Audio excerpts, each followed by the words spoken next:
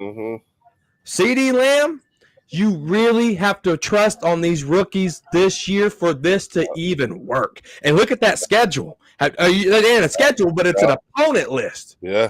That opponent list, we can't beat those guys with the team that we got right now. We'll beat Russell Wilson and the Giants because that's just Russell Wilson and the Giants. But Philly? And as much as I hate Philly fans, I'm sorry. I know you should love. No. We ain't gonna. Hey, listen. Hold on. Yo. No. Let me just say this. Y'all know me. I rock with I let all the NFC Philly fans come up here. I give them their props. They won a Super Bowl. But you see that shit in the middle right there, Philly fan? You see that in the middle right there? Y'all still trying to catch up, man. Y'all still trying to catch up, bro. Y'all ain't got all them, bro. Y'all ain't got all them, bro. 5 is more than 2, but that's man. Y'all ain't got more. Y'all ain't got all them, bro. I put that there for a reason because I knew one of y'all was gonna pull up. Man. You know what I'm saying? So I put that there for a reason. You know what I'm saying? If I was a Cowboys fan, I would be saying the same thing right now. That's how bad it's up right now. I got you. And this is your face space. So I got you. My face space. Keep going. It's all good. Cowboys corner. It's all good. Because you need. Hey, your squad needs your draft picks just to field a team. Right. Whatever you field, you're not even going to have enough in terms of quality depth. I got a question for you. I wouldn't say that, but we need 53 guys, right? Yeah. And right now in this roster, some of these guys that even the corner that we traded with Buffalo, guys, like what's your that's a Nation Wright 2.0 pick. Like that's a Andrew Booth Jr. to me right now because it didn't work out with one team, so we're going to try it again. This is the third former first-round pick that we traded for. Right. And it hasn't worked out, so why is it going to work out now? That's why I'm saying what I'm saying. I get and then on top of someone said, what about the coaching staff corner? We got a rookie coach. I like Matt Eberflus. That was a great addition. That's going to help Schottenheimer. But nothing tells me right now, at this very moment in time, on March 26, 2025 at 7:55 Central Time, that this is a playoff football team. Yeah. Absolutely not. You're lying to yourself if you think so. Rookie head coach. Quarterback coming off a season injury surgery. You got no running game. You got a Band-Aid offensive line. You're betting that Schoonmaker can keep up what he did last year. You're betting that you fixed the running game. And you can't look at me and say, and you can't put your hand on the Bible and you can't swear in and tell me that they did with a straight face. You just can't. I can't tell you that, and I'm invested in this team. Right. And that's why I say. Go ahead, Angry. Hold on. Go ahead, Angry. And that's why I say the expectation for me is not the playoffs. Smart man. Smart man. What? Oh, we going. I don't expect to make the playoffs next year. I ain't saying expectations. I expect them to make the playoffs, man. I ain't giving them no excuses, bro. Hey, Keenan Allen is still out there, bro. You still can do something before the draft. I didn't like Diggs. I never liked Diggs. I didn't like Diggs. You know what I mean? That wasn't my. Amari is still out there too. Ain't Amari still out there? But it's something. I ain't saying it's the best, bro. But it's still things you can do to try to better your team before the draft, bro. Because I think that changes the draft.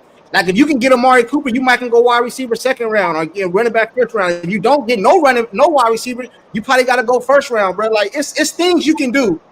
In the off season, in the free agency in the draft to better this team, bro. I ain't saying Super Bowl, but I'm saying it's things you can do to better this team, bro. You know what I'm saying? I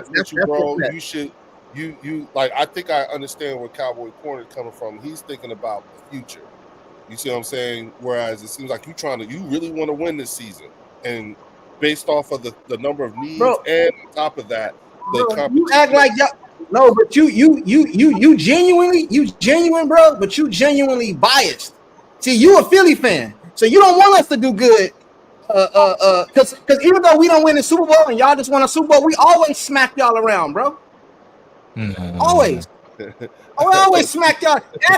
That's on y'all, bro. So I don't want to talk about I know it's regular Come on, season. man. I know it's regular season. No, that,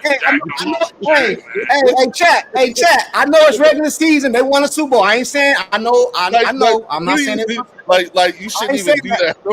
Like, do you Hey, realize bro, because you come up here. Hey, bro, you come up here telling us what we need to be good at, bro. But you don't want us to be good. Of course no, not. But no, I'm not. I mean, But I'm talking. That's why I preference everything that I said. And each time I come here, I always preference with. But I can be unbiased because I like football. that's And it. what I'm saying, I'm not like all the things that I'm saying is not to I'm not here to troll. If we're being honest, like that's why I appreciate Cowboy Corner, because I'm like he's reasonable. I'm with him and I'm listening to you. I'm like, yo, like Amy, like Sports Junkie, why are you trying to win this year? You shouldn't be wanting to win this year. You should just hold on. Can I explain? Because that sounds like a question. Can I explain? Yeah. The reason I want to win this year, bro, is because first I'm a Cowboy fan. I ain't gonna never wish for us to lose. And another thing too is because you already position yourself to go and try to win. Okay, let's say you don't want to win as an organization, why free up all that money? Why not just eat that Prescott contract? Why are you freeing up money? No. Why are you freeing up money, bro? That's all I'm saying.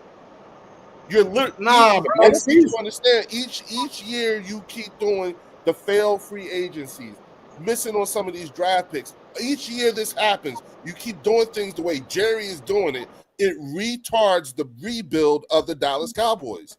You actually have an opportunity to get young real quick, but you're in a state of flux. You got a like you said, you got a brand new coach, new offensive coordinator, new defensive coordinator. Your quarterback is literally coming off of a catastrophic injury. You know what I'm saying? Yeah, he's right. Like, you really should be thinking about how you're going to get more draft picks. If you can go ahead and trade Micah for more draft picks, go ahead. If the Browns really are serious about taking Dak, go ahead. Because you rebuild. That's where y'all at. I ain't trading Micah. Hey, what up, Fifth? Go ahead, Andrew. My bad. You gonna say something? No, I'm just saying, like, this is the last 4 years. You know, this is the last of it. If he gets hurt in this 4 years, then that's what happens. So you're willing to give him another run. I get it. Yeah. I get it. I'm talking about in terms where of I'm at. where you get. I'm thinking in terms of get something while you can, because Cowboy Corner's right. He's on the downside, and you do see his body going. You do see some. So if you can get something for him while you still can, whatever, go get it, because you're in the rebuild. You know what I'm saying? Look, I don't believe we're in a rebuild, though. Think about what we had to recover from Chip Kelly to Carson Wentz. All of that shit happened while Dak was your quarterback. Think about all of that. Dak was your quarterback when we had Chip Kelly, when we got Carson Wentz. You know what I'm saying? In that time frame, so the moves that I'm making, I ain't saying it because I'm trying to be mean and I'm trying to troll. I'm saying it like, yo, like where y'all at right now, like, goddamn, at some point you're gonna have to rip this Band-Aid open. But if y'all can accumulate the number, y'all got a lot of draft picks in the next couple of years, just like us. The difference is that we're drafting to add depth. You guys are still drafting. Y'all literally need to draft good just to field a starting team. Nah, I hear you, bro. I hear you. Hey, fifth quarter, what up? What up, fifth quarter? He ain't said nothing. Fifth quarter ain't said nothing, bro. Fifth, what up? What up? What happened,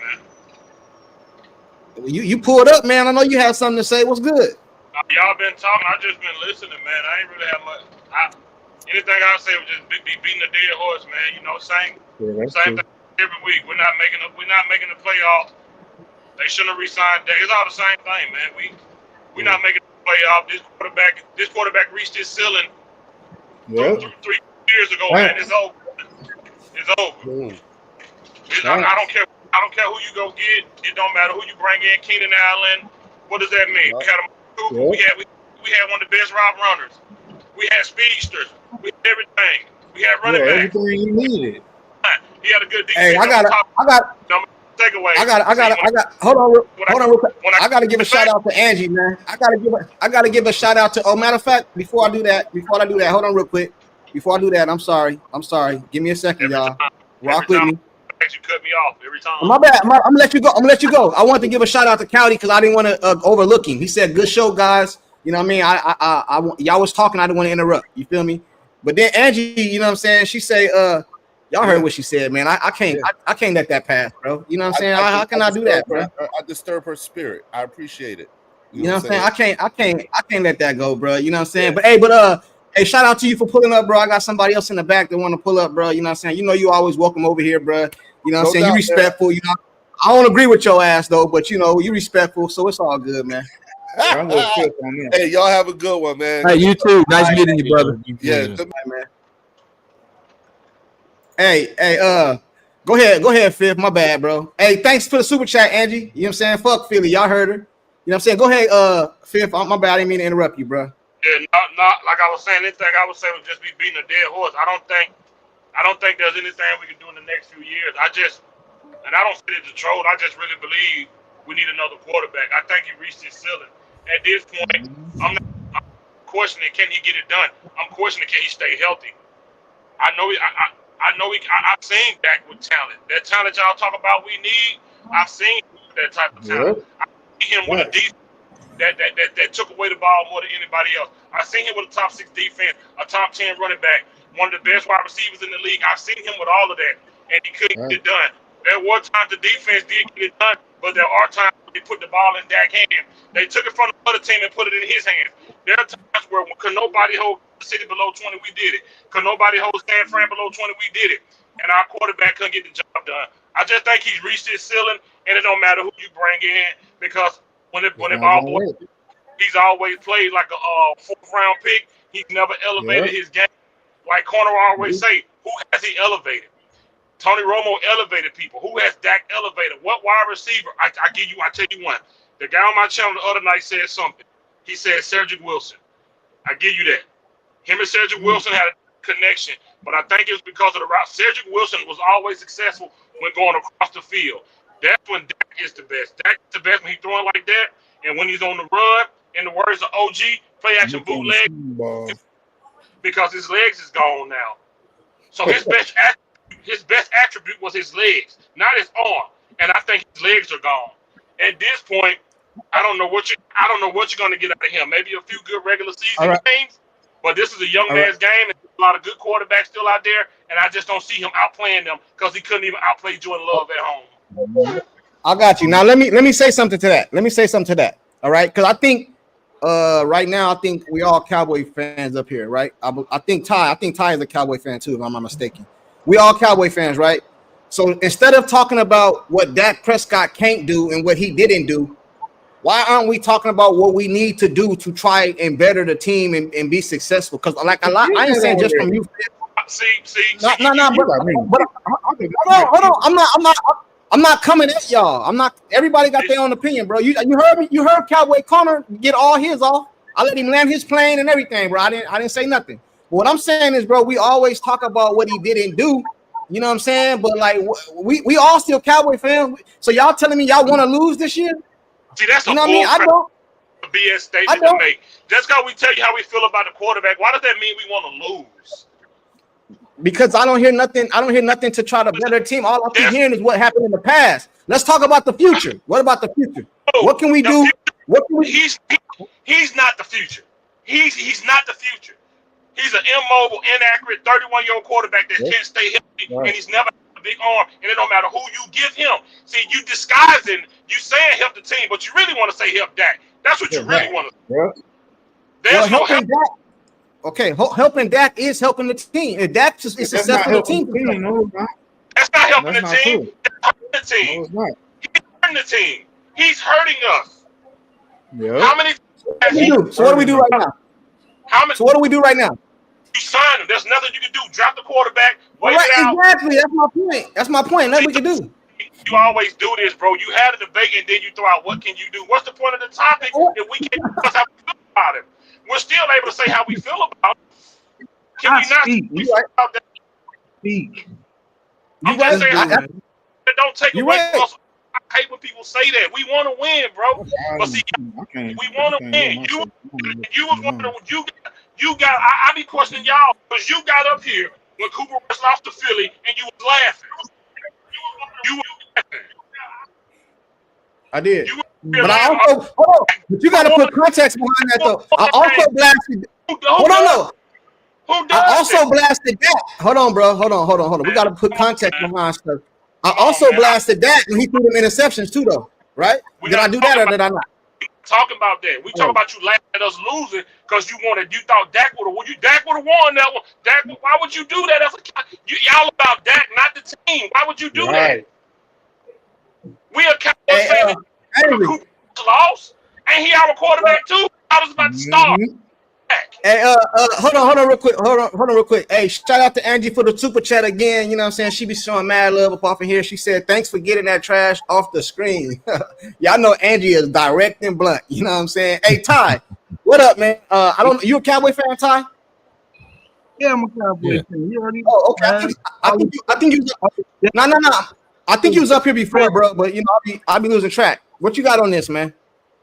I'm just saying all this Dak slander. Do y'all guys not remember before we had Dak Prescott, before we had Tony Romo? Do you remember all the quarterbacks that came through this damn team that sucked and coaches that sucked before we looked up on Dak Prescott? I don't care what none of y'all haters got to say about Dak.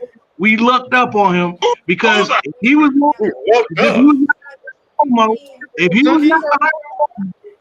we would have sucked.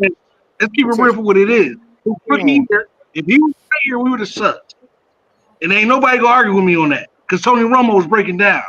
I can argue with you on that in some argument easily. Hold on, one at a time. I'm gonna let you respond. You done, Ty? I'm gonna let him respond. I don't want nobody talking with each other. I want everybody to respond though. You done, Ty? Yeah, I'm done with that. Hey, Corner, I see you raising your hand. Or angry. Corner, then angry. Yeah. So how can you? Okay, let me ask you this, guy right below me. What's your name, so I can address you respectively? Ty, man. Ty. All right, Ty.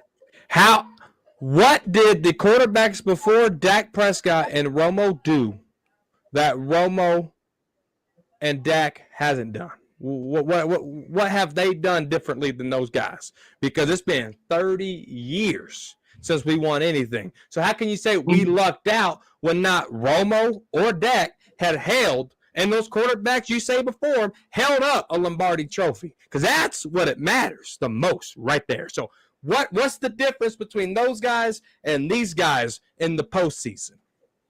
Troy Aikman had the triplets. Troy Aikman was part of the trip. We had a defense. Okay. No. The quarterbacks that you were just hating on. No, the quarterbacks you were just hating on. What did they not do that Romo and Dak did? Bledsoes. You're talking about the Matt Castles, Drew Bledsoes. What was it? Vinny Testaverdes. Quincy Carter was all right. He was all right. But the Wheaton guy that Jerry was talking so high praise of that he sucked.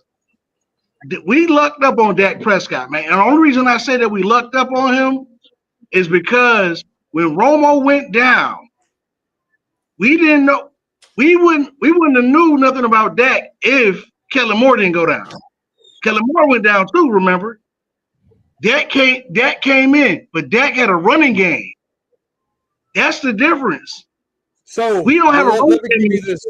Let me give you this analogy, Ty. So what you're telling me is it's okay for your girl to cheat as long as she's still with you in the sheets at nighttime. Because that's basically what you're telling me. Is it's okay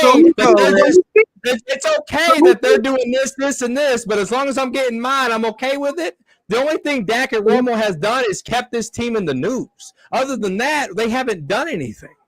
They haven't done anything. Jerry did that. Hold on real quick, Ty, before you go. Hey, shout out to Angie again. She said, shout out to Tariq. Get on his ass.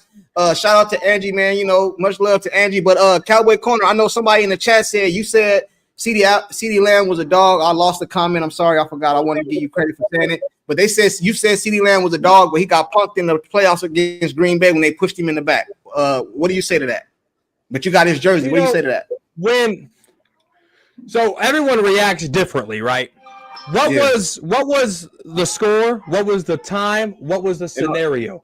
Because if CeeDee Lamb pushes back, does that hurt the team for 15 yards? Right? What is the situation in that game at that moment? Was it cowardly or was it smart? And I got to go back and watch because I don't know. What was the situation? If CeeDee Lamb would have done what y'all wanted him to do, would that tacked on 15 yards backwards and hurt this offense? I ain't saying he should have that. I ain't saying he should have that. Angry been waiting and then JB, but I ain't saying he should have pushed him back, but he should at least address the issue instead of just walking away. But go ahead, Angry. Nah, go ahead. Throw me on the fucking spot here, dude. Yeah, you can. No, but I mean, let me go ahead. Let me go ahead and say something. Like with the last three, 23, 22, 21, I believe like with Dak Prescott and Tony Romo, I'll give it to Tony Romo. We have been driven to the dance more often than not. How far we got in the dance, that's a different story. As far as doing something, getting over the hump, getting to an NFC championship or whatnot, Dak Prescott has given us the most chances of getting on a run in the playoffs as far as his playoff record. That's what I like. But what I was saying is this being his last ride. I know everybody knows that he cannot be the damn quarterback for the Dallas Cowboys forever. A new chapter has to be created.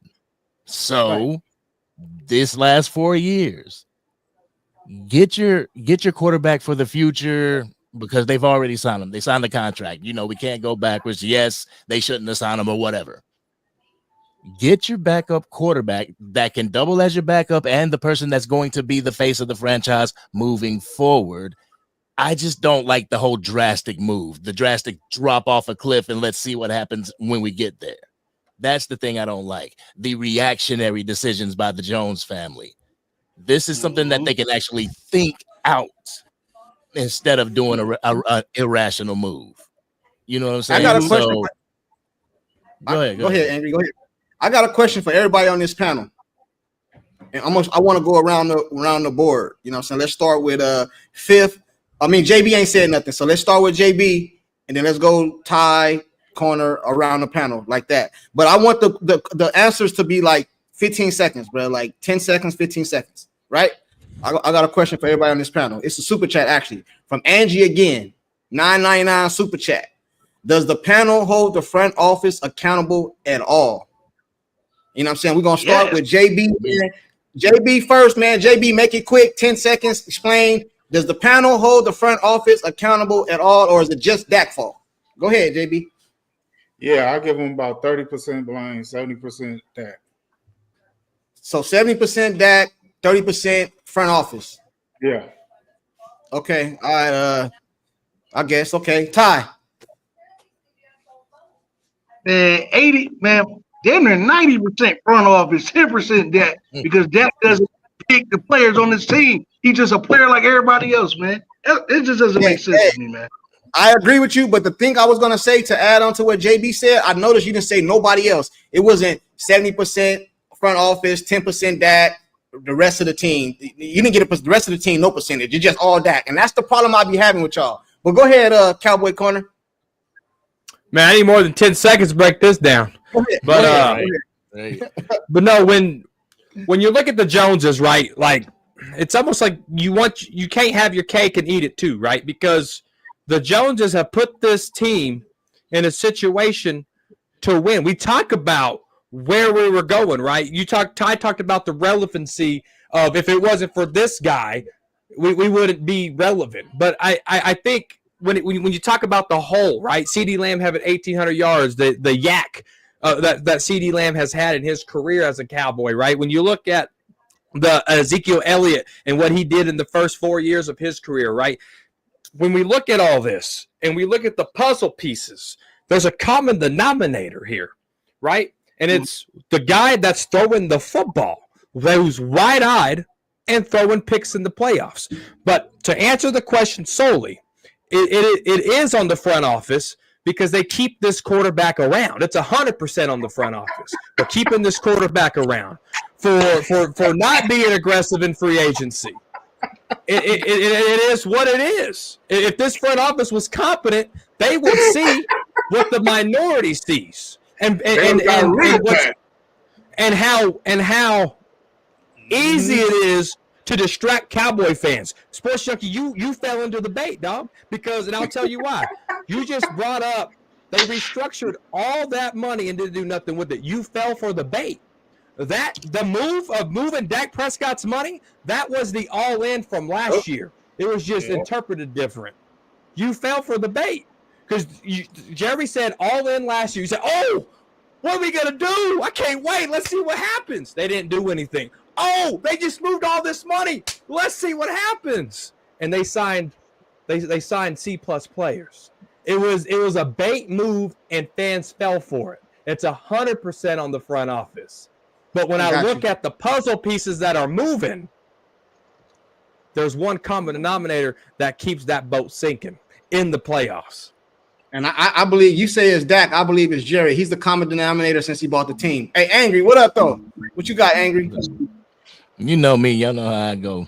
I go like I'd give it 70 front office, 30 personnel, including coaches, because I feel that the front office puts people here in place. You up? You out? I'm out. I'm holler at y'all. Oh, that's the dude that we was looking at. Man, I wanted a couple minutes of his time. Lord have mercy. That wasn't him. Oh, that ain't him. He's still here? No, that wasn't him. That you talking about playmaker? That's not playmaker. Go ahead, Angry. My bad. Okay. That wasn't him. Go ahead, Angry. My bad.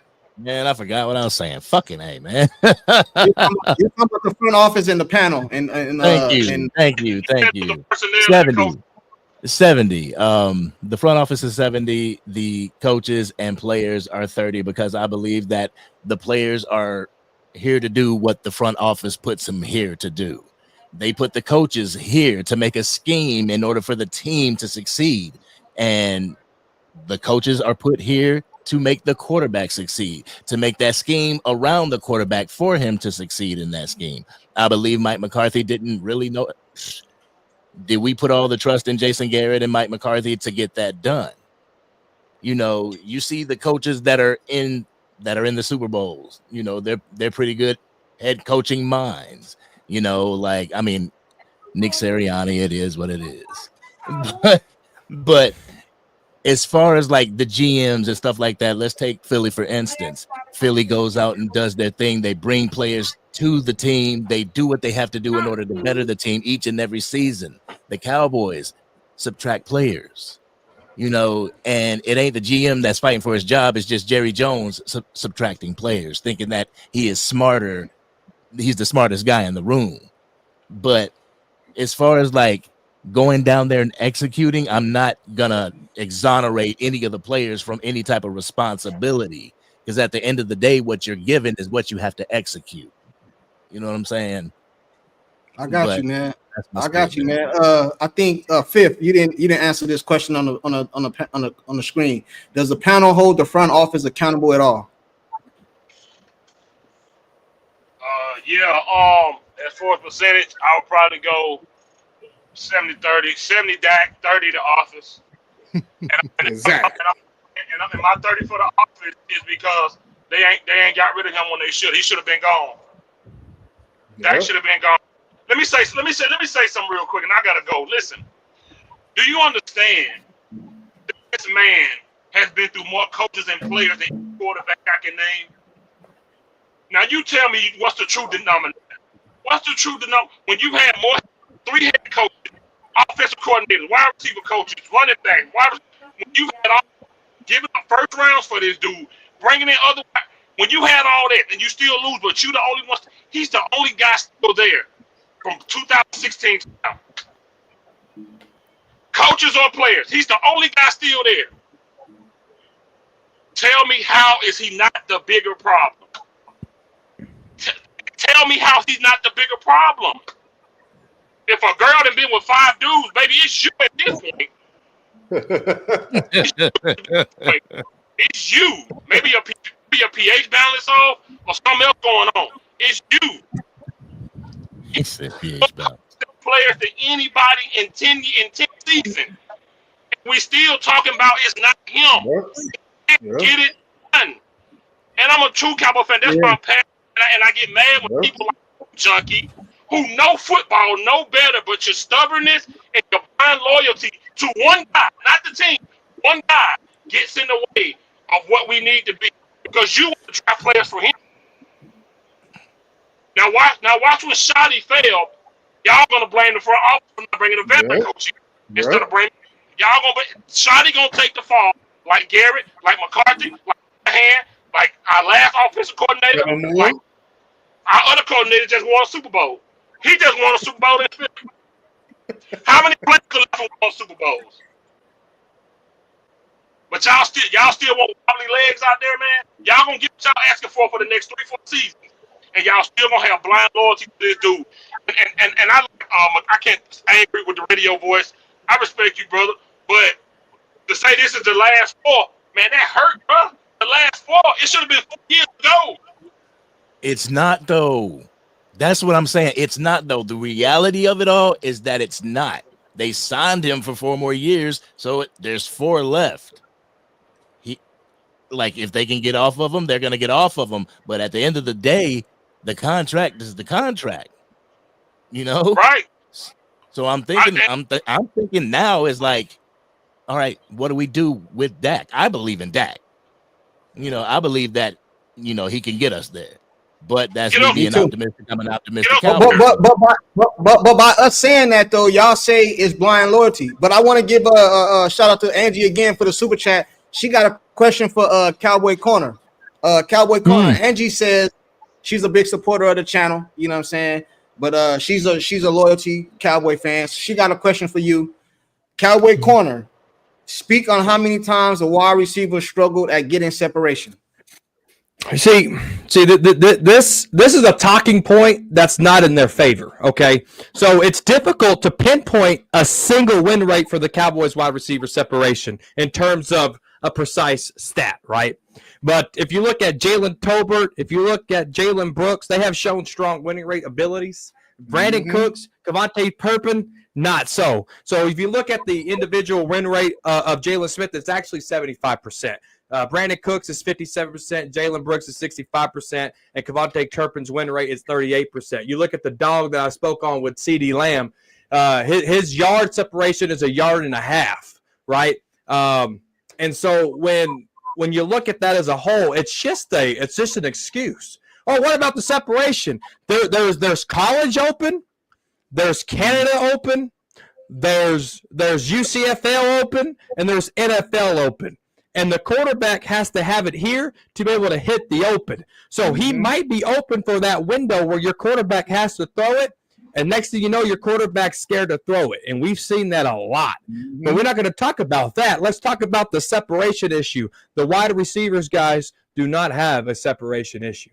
I got a question for that. I want to piggyback off of that. Do you believe, because I know you are, I'm not going to say you're a big Troy Aikman fan, but I know he got Super Bowls, and I'm not talking about Troy. I'm not dissing him. I don't want the chat to start, oh, y'all dissing Troy. I'm not saying that. But Troy Aikman is a Hall of Famer, Super Bowl champion. He came out and said that wide receivers are not getting separation. But then you say they are. Now, that's coming from a Hall of Famer who played in the National Football League, who played for the Dallas Cowboys, Super Bowl winning. He said they don't get no separation. So what do you say to that? You know, Troy Aikman's going to say whatever Troy Aikman needs to say to get. So he full of shit then. Yeah. Well, you're going to tell me that Troy Aikman's right 100% of the time, Sports Chunky? Are you right 100% of the time? I'm not giving my answer. I'm asking you. I'm building this up, right? So is Troy Aikman right 100% of the time? I believe sometimes he say facts, sometimes he says his opinion, and I think in that situation, what information? I just gave you the stats that the wide receivers do win, right? So what information do you have for me besides a quote that proves me wrong? I don't. I haven't done no research. I'm asking you a question. Okay. But your question says, how are you going to disagree with the Hall of Famer? Well, show me how the Hall of Famer's right. Because right now, what I just told you says the Hall of Famer was wrong. But I got to get going, guys. I appreciate the love. Hate to leave y'all on that cliffhanger, but Sports Junkie, text me the link. Text me when you're live, dog. I'm never on the tubes, man. I'm busy. Let me know. He's not gonna do that. He can't handle this. Man, hold on, bro. Hold on. See, hey, y'all know I let all y'all come up here get your shit. I didn't even interrupt you. Hey, Fifth, I didn't even interrupt you today. You said I'd be interrupting you. I didn't even interrupt you, bro. I let you get it all out, bro. You know what I'm saying? So, I ain't. Y'all know I don't agree with you, but I don't want y'all to think that I'm like, over talking you because it's my channel or whatever. You know what I mean? I let y'all get it off, bro. You know what I'm saying? I got a question. I got a question for you and Angry. I got a question. You got a question? You got a question for me and Angry. Hey, shout out to you, Angie. Thanks for the super chat. You got a question for me and Angry. Angry, you ready? Yeah. It's gonna be a loaded question, so get ready. Go ahead, Fifth. I'm trying to listen. Try to predetermine what I'm gonna say. So my question is, seriously, this kid as the leader of this team hasn't showed that he can get us even to a NFC title game. Going to his 10th season, he hadn't played a full season in 2 years, 3 years.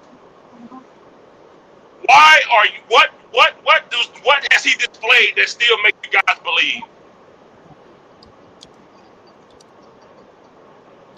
I believe he's what?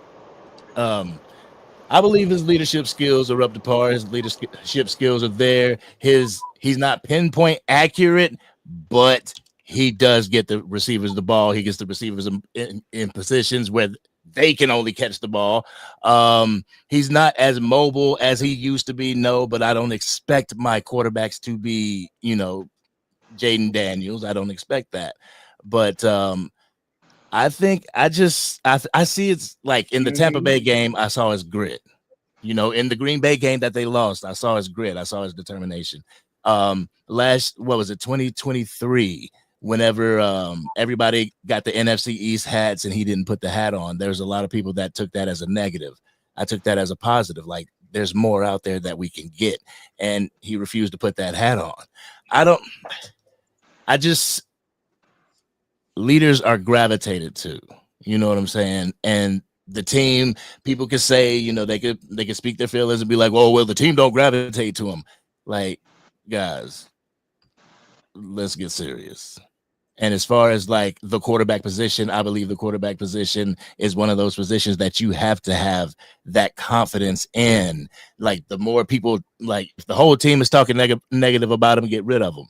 If he's the only issue that we have on the team that you could pinpoint, it's Dak Prescott. We are a quarterback away from making it to the Super Bowl. Get rid of him.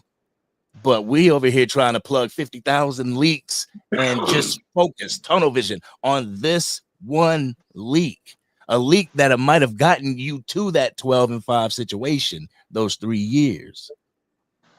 You know what I'm saying? But it is what it is. That's why I have faith in this quarterback. I don't get on my channel to try and persuade or turn anybody or anything like that. People have their own opinions, but that's my opinion on Dak Prescott. Right. Okay. In my opinion, you asking me too, or that was just for him? Yeah, go ahead, Junkie. Go ahead. Yeah. Oh, yeah. I believe in Dak Prescott, man, because he's shown me throughout the years that he can play ball. He not no scrub. You know what I'm saying? Did he win a Super Bowl? No, he did not. But it's 1,000 other Hall of Famers to this day that never won a Super Bowl. Do we say they sorry? Are they scrub? Hold on, I didn't interrupt. You see what I'm saying? I didn't interrupt y'all. I didn't interrupt y'all though. You feel me? Like, you know what I'm saying? So if you can tell me that it's Hall of Famers out there that scrubs, then I would agree with your point. But you can't tell me that. Because it's Hall of Famers that don't got Super Bowls. A Super Bowl is hard to do, bro. It's not everybody not gonna get one. I don't give a goddamn how talented you are. Aaron Rodgers talented shit. He got one. Why he ain't got all these other ones? He got one. He been in the league how many years, bro? It is hard to do. I just don't like. I can get on here and say Dak Prescott need to play better. I can say that. Dak Prescott shouldn't have threw that interception in that situation that put the team behind the 8 ball. I can say that. But I'm not gonna get on here and say he's the main cause of why the team ain't went to or won a Super Bowl. And I think that's what y'all want me to do, and I'm not going to do that. Now, I will, if they go out there and get this man a run game and go get this man some another receiver and try to hit in the draft, I will probably change my perception of him. You know what I'm saying? Okay, Jerry did this, Jerry did that. You know what I mean? And that he's the reason we lost that game. Then I would get on here and say that, bro. But I'm not gonna get on here and just kill the man because he ain't won no Super Bowl, and that's what y'all doing. He ain't won a Super Bowl, so he can't get it done. That's how. What up? That's all my G Teflon in the building, man. Teflon, what up, bro? I'm over here fighting. I'm fighting for my life, man. So That's why I see. so you said if they go out there and get him a running game and another receiver, you think he can get there? I'm not. Listen, I'm not saying. Listen, let me be clear. I'm not saying that you go get him a wide receiver and a running back, he gonna win a Super Bowl. I'm not saying that.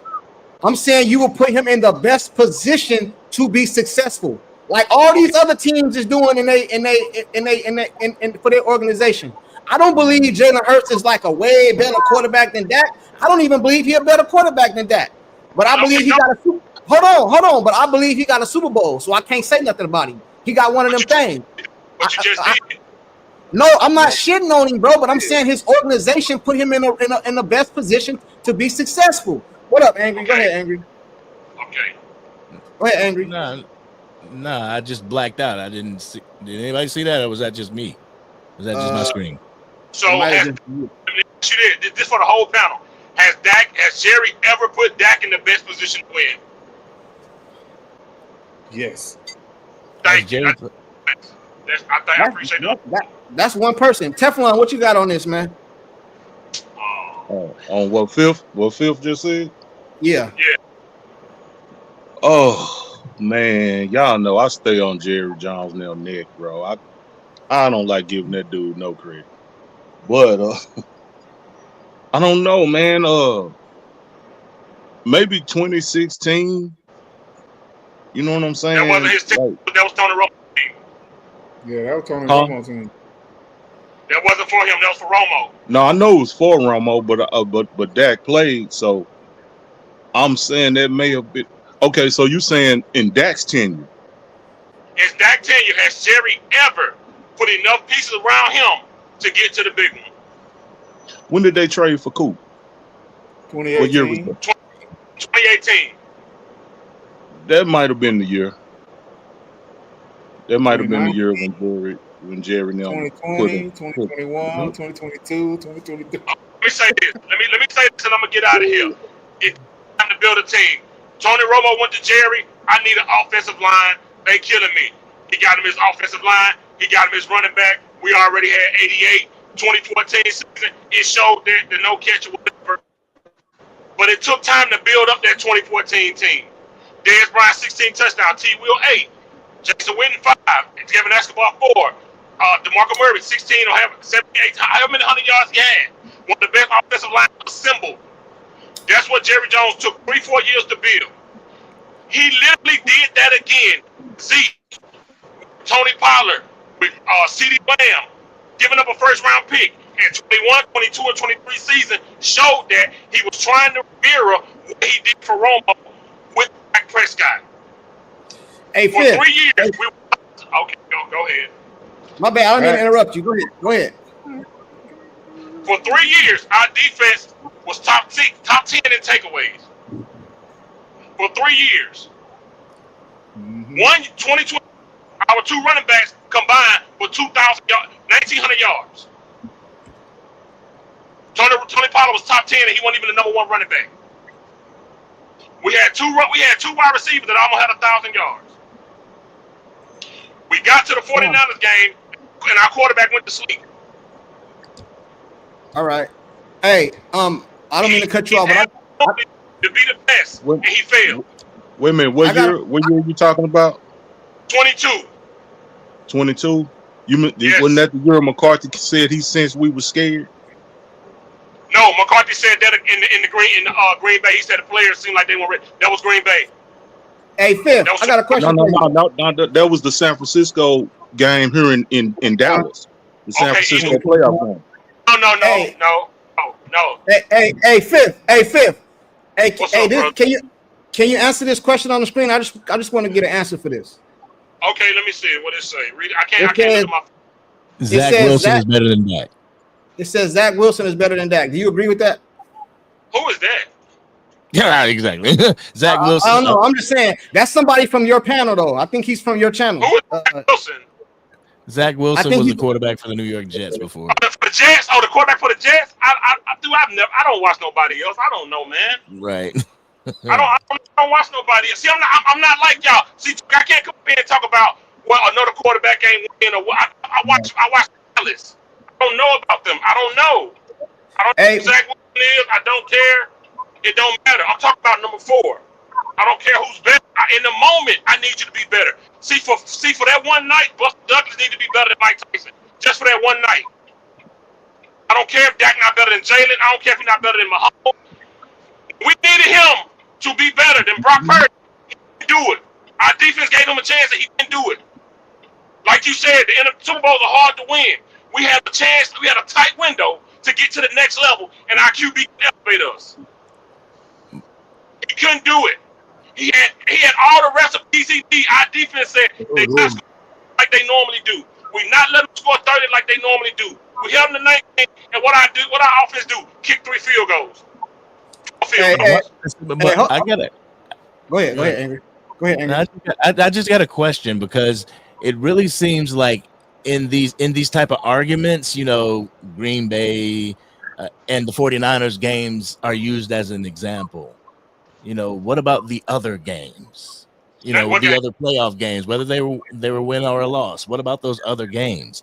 It seems as if like the games that Dak Prescott does well in and the defense can't stop him or they can't get the stop at the end of the game, Dak puts him in a position to win. Nobody talks about. Okay, be specific. Which one we talking about? Even Dak's rookie year, the Green Bay game. Okay. Put him in a position to win, and you had to stop pretty much a Hail Mary pass to get them in field goal range, and you couldn't. Okay. Why? Do you want me to rebuttal that? Hey, hold on. Yeah, you can rebuttal it, but hold on real quick. Let me knock out some of these super chats, man. Hey, shout out to Vincent, man. He sent me a cash app, bro. I don't think he said nothing, but shout out to him. I just seen it come through. Oh, the Worldologist. When Dak was in a good position to win, we had bad coaching and a lackluster defense. Anybody want to say anything to that real quick before I get to the next super chat? Yeah, what about the defense that held the Niners? They held the Niners to 23 and 19 points in the playoffs. That was in San Francisco. Yeah, in San Francisco, and when we played in Dallas, and when we played in San Francisco, 2021, 2022, held to 23 and 19 points. So he's talking about a lackluster defense, but the defense, the Chiefs, they held the Niners to 22 points in that Super Bowl, right? So that 23 points we held the Niners to wasn't good enough for us to win. That's the window that we talking about. And one of those, you see the examples of that? what thing was a playoff game? Yeah, in one of those playoff games, I think Dak was gonna win the game, but we had a late penalty from, was it DeMarcus Lawrence or was it Gregory? One of them we stopped him. We stopped him. Hold on, no. See, you want to interrupt me now. We stopped him. Is that a fact, or am I lying, or did I make that up? Like what? You know what I'm saying? Like I didn't make that up. You know what I'm saying? Hey, but Wordologist, hey, shout out to you for the super chat, man. You know what I'm saying? Wordologist always coming through, showing love too, man. I think I got another one in here. Angie, if Jerry actually did consistently, why does Jerry take away instead of adding? I always say that, man. If Dak don't get it done, they take away stuff. And the only reason he got Amari Cooper is because Jerry Jones came out with this wide receiver by committee bullshit, and he looked this stupid, so he went and got Amari Cooper in the middle of the season. That's why he did that. But Dak agreed to that. Is that not doing what y'all said? Is that not getting him weapons? He knew that he messed up, and he gave up a first round to correct himself. And he took off. He took off.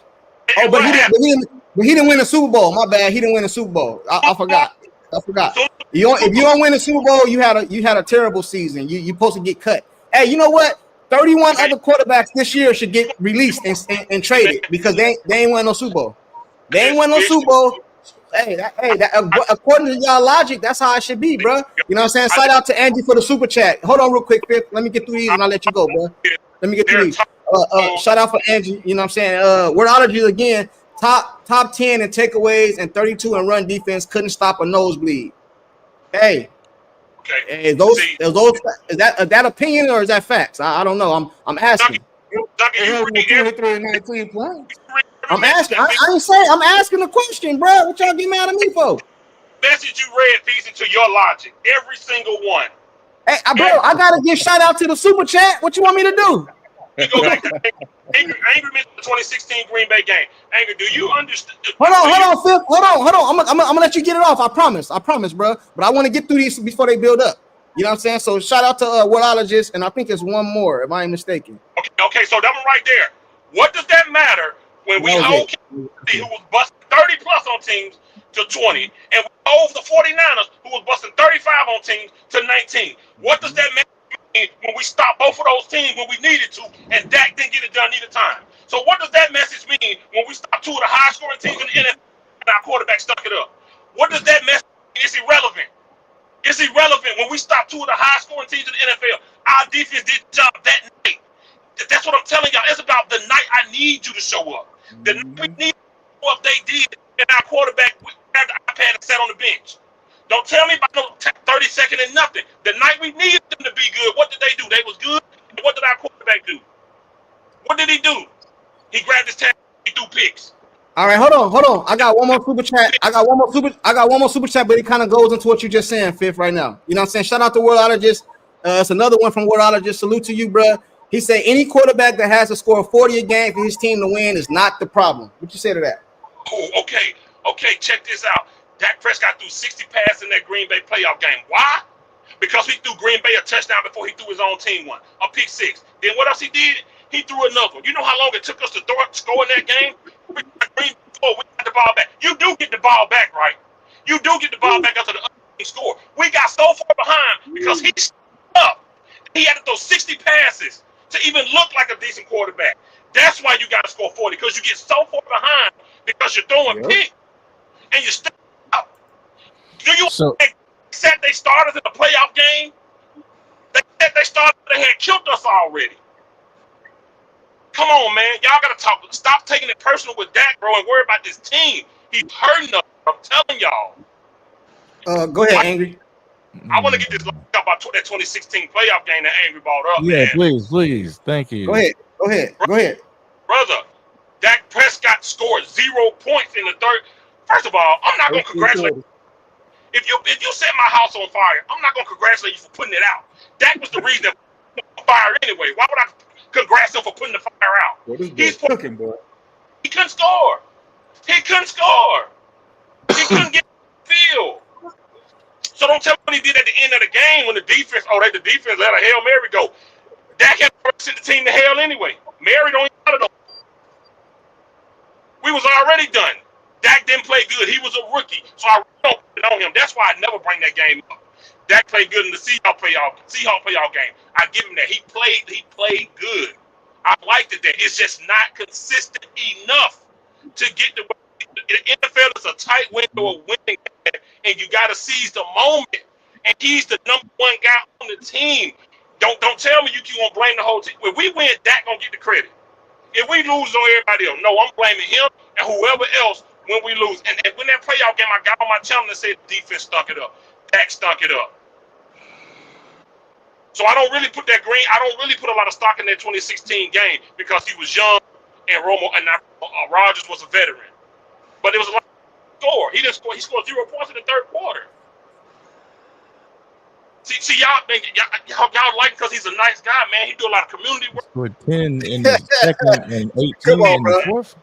Go ahead, Angry. Damn, Marino. Scored 10 in the second and 8.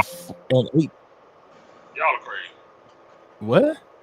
He scored 10 in the second and 18 in the fourth. I mean, he didn't score in the first or the third, and I always complain about the Cowboys. Huh? I didn't say the second. I said he scored 0 points in the third.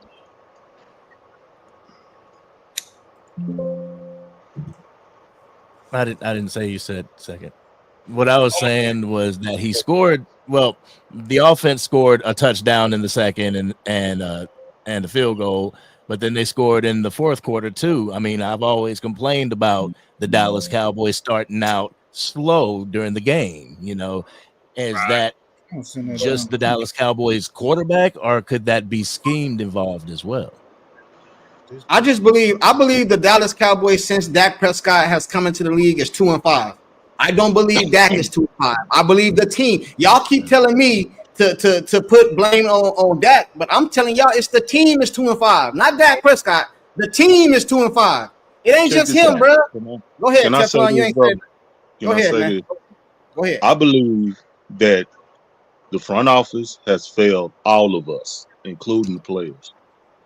All of us as fans. Number two, I think Dak Prescott has missed his opportunities. Yes. I do. That's what I feel. I feel Dak has not taken full advantage of his opportunities in the playoffs. He's had a couple games where he's played good, but he's had games where he's failed as well. I believe his time has passed. He has not taken advantage of the opportunities he has had. And now he's paid, and it's like it divides the fan base. We're divided. You know what I'm saying? We got people that's for Dak and say, nah, Dak ain't the problem. We got people that's against Dak and like, man, y'all can't see Dak is the problem. This is partly Dak's fault. He is not taking advantage of his opportunities fully. Now, I understand it's a team sport. I'm not talking about one side of my neck. Yeah, other players got to step up and help out and do their job and all of that. That's facts. But as the quarterback, as the leader, as the one everybody shines the spotlight on, he really has not taken advantage of his opportunities fully, man. Hey, Teflon. See the way you say that. The way you say that, bro. I don't think me or Angry would dispute what you just said. The only thing I think me and Angry be saying is, I said it earlier. I have put blame on some of the things that and some of the losses we took. But at the same time, bro, I also believe we just paid the man. So I agree with y'all. He didn't take advantage of he should have took better advantages of the playoffs he was put in, right? I agree with y'all, right? So now that he signed, what do we do now? Just say he's sorry, shit on him, like that don't get us nowhere, bro. I'm still a Cowboy fan. You know what I'm saying? So I want to win this coming season. I don't want to wait. Here's the thing, Junkie. I don't want to wait 3 years, bro. I don't want to wait 3 years, bro. You can't tell people how to fan, bro. I can't. Bro, you can't do that, bro. Like, I'm not trying to. What's up? No. But let me tell you something, right? You just seen I had a Philly fan on here. You see Fifth come on here all the time. You see JB at the bottom, bro. If I didn't want them that opinion, I wouldn't let them come up, bro. No, that's not what I'm saying. But when they give their opinion, y'all, some of y'all feel like it's being negative. No, that's not being negative. They're just saying what they've seen from Dak. You know what I mean? Right. Just like y'all, you and Angry, y'all say how y'all feel. That's y'all's opinion. You know what I mean? It's not. No one's 100% correct, and it's not about being right or wrong. It's about what you've observed. And when people speak on Dak in a so-called negative tone, it's because that's what they see.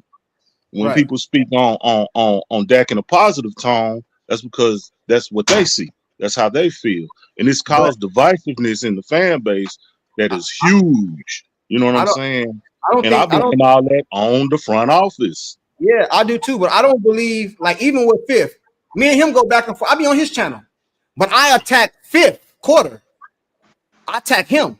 Like with JB, I attack JB, the Cowboy fan. I don't be attacking them personally. I'll be attacking their YouTube. I know that. I'm not saying that.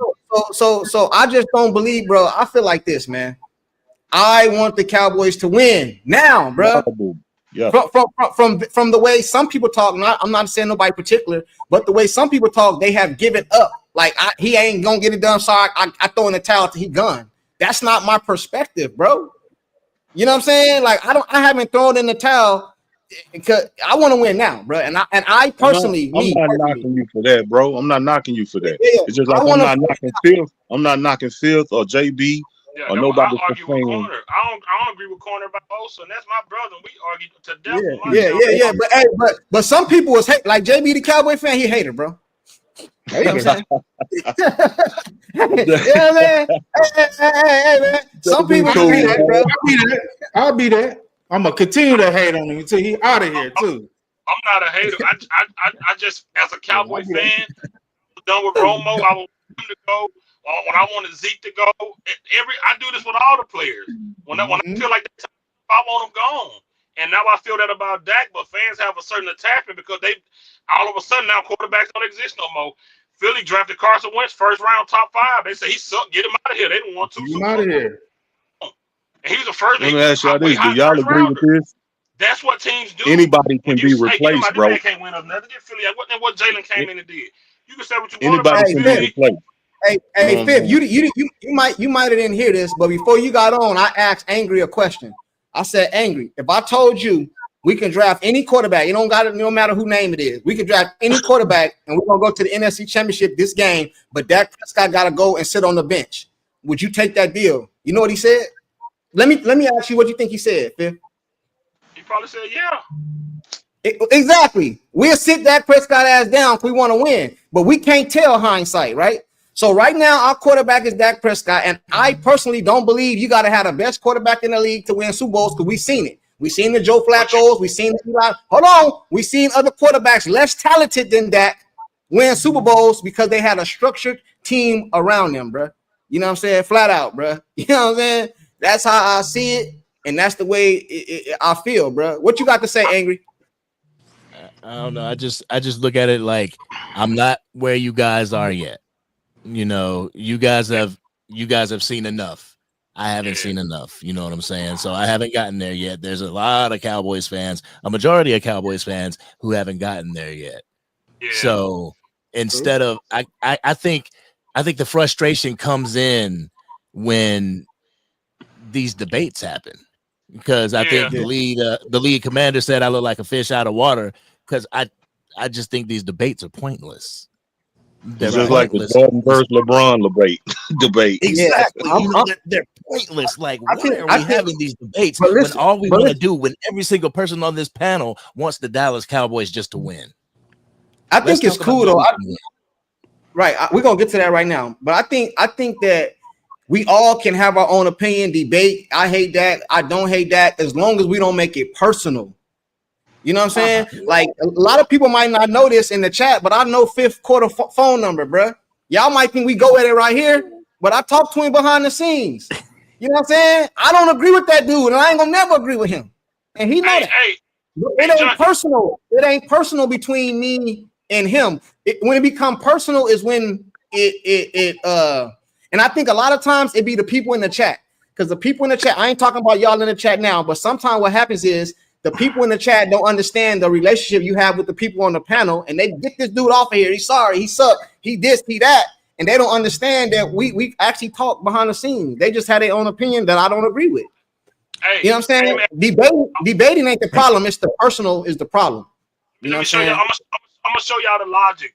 I'm gonna show y'all junkie logic. Hey, junkie, what? Oh, here we go. Here we go. Go ahead. I like it. Watch how easy this is. Watch this. Go ahead. Who won that Super Bowl for Philly? Who won? Who did what? Well, there was a. Hey, hold on real quick. Somebody in there. I don't see him. Hey, Derek. I'm gonna bring. I think is that Derek? I don't know. Yep. Yes, it is. Somebody in the back. All right, I'm gonna let you get on real quick right here. I gotta let somebody off real quick. I got somebody else in the back. Derek, I'm gonna let you go ahead and do what you want to say. Man, let me off, man. I'm gonna go. I appreciate it. I'm gonna go. All right, JB. Damn. Yeah. Damn. Okay. Hey, but go ahead. Go. JB know it's all good, bro. But I have somebody in the back. He know it's all love, bro. Even though I don't agree with him, he know what's up. I got his number too, chat. Me and him talk behind the scenes, even though he a hater. You know what I'm saying? Even though he a hater. Yeah. I'm king of the haters for Dak, man. So the question is, who won that Super Bowl for Philly? Defense. Yeah, there was. You asking me? Yes, you asking me? Yeah.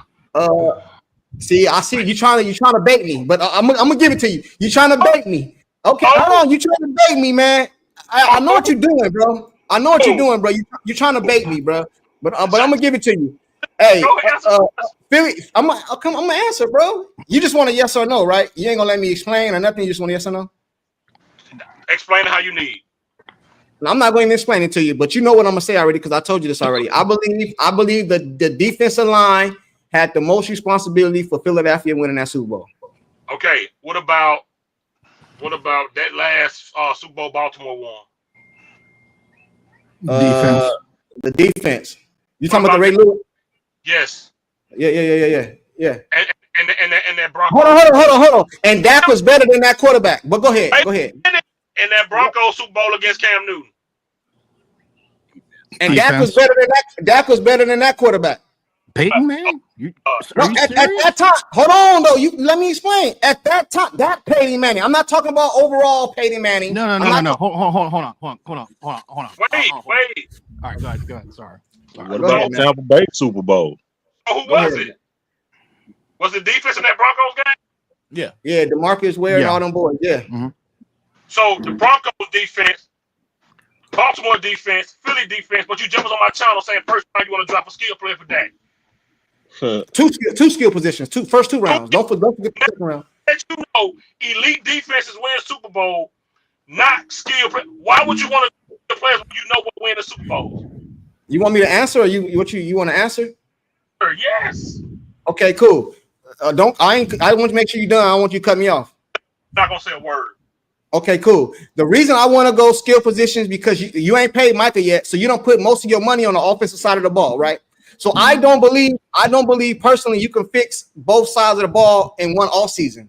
So I believe go ahead and make your offense as elite as you can, like top 5 offense. You know what I'm saying? So that you can put up points and outscore some of these other teams, bro. I don't believe you can make this an elite defense in one off season. I don't believe that. So I believe you go out there and you stack the deck on the offense. Yeah, I said it. A lot of y'all be in the chat. Oh, you want Dak to have an all Madden team? You goddamn everybody else trying to build all Madden teams. Why I can't have an all Madden team?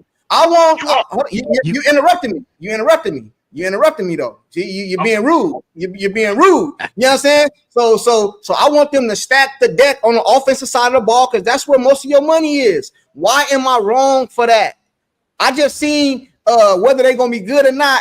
Cincinnati just signed both their wide receivers. I seen Philly over here got both. They got 2 wide receivers. I'm seeing all. Did y'all see the list that came out the other day? It was like the top 13 teams. All of them got 1A and 1B or like, bro. Why I can't have that?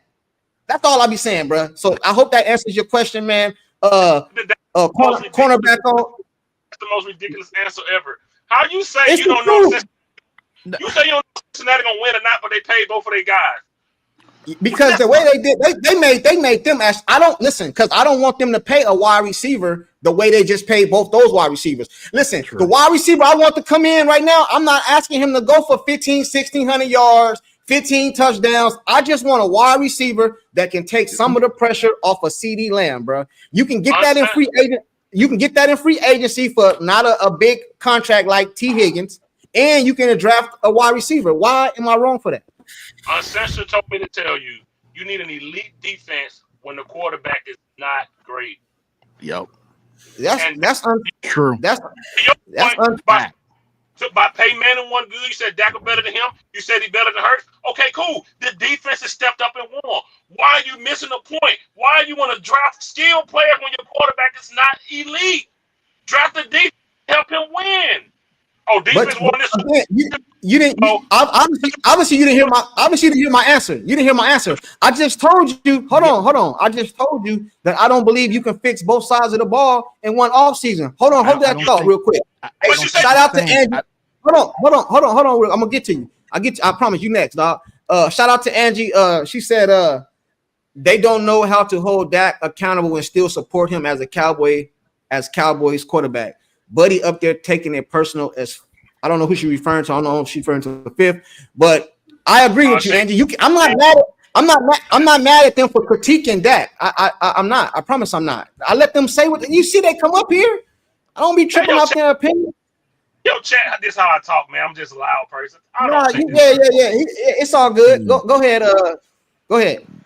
And that's one thing too. Just like the amount of holes the Dallas Cowboys have, I wouldn't want to put a future quarterback in here to preferably be our future right now and get like dismantled because our offensive line needs help. Our defensive line still needs help. Still can't stop the run. We need another cornerback. We need all these things.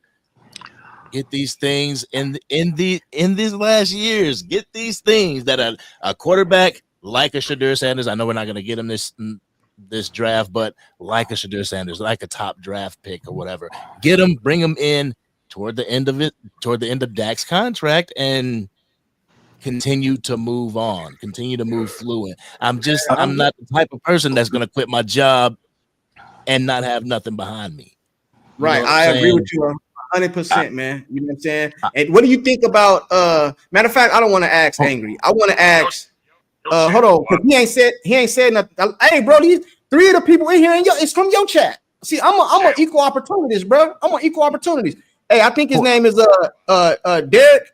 Yeah. All right. What do you got to say to Angie, this comment on the screen? They don't know how to hold Dak accountable and still support him as a Cowboy quarterback. Hold on, hey, Fib, why you interrupting, bro? You know, let Derek answer. Buddy up there taking it personal as fuck. What do you say to that comment, Derek? Because I know you from JB, you from 5th Channel, right? Yeah, okay. So listen. Okay, you from 5th Channel. Okay, go ahead. Okay, well, okay. I'm on JB channel, but hold on a second. Let me just say this, okay? Oh, you from JB fan? You from JB channel? So, JB. Okay, no. You're okay. So them not holding Dak accountable, right, and not supporting him and stuff like that. The Joneses don't know how to build a team, regardless. Okay, can we all agree on that?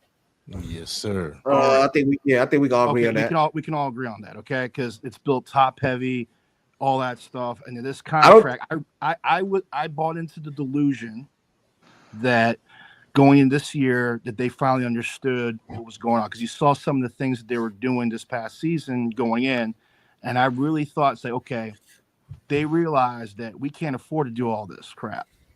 Okay, whether it's Dak's contract, CeeDee Lamb's contract, Micah Parsons' contract.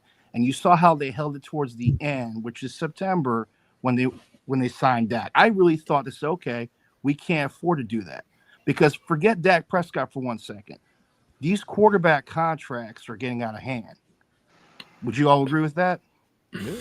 Yeah, but in general, I know what the market does, but regardless. The last 3 quarterback contracts has not matched Dak Prescott's contract. There's only one contract that got out of hand. Well, I'm saying I'm going to say Trevor Lawrence's contract. All of them have been are basically.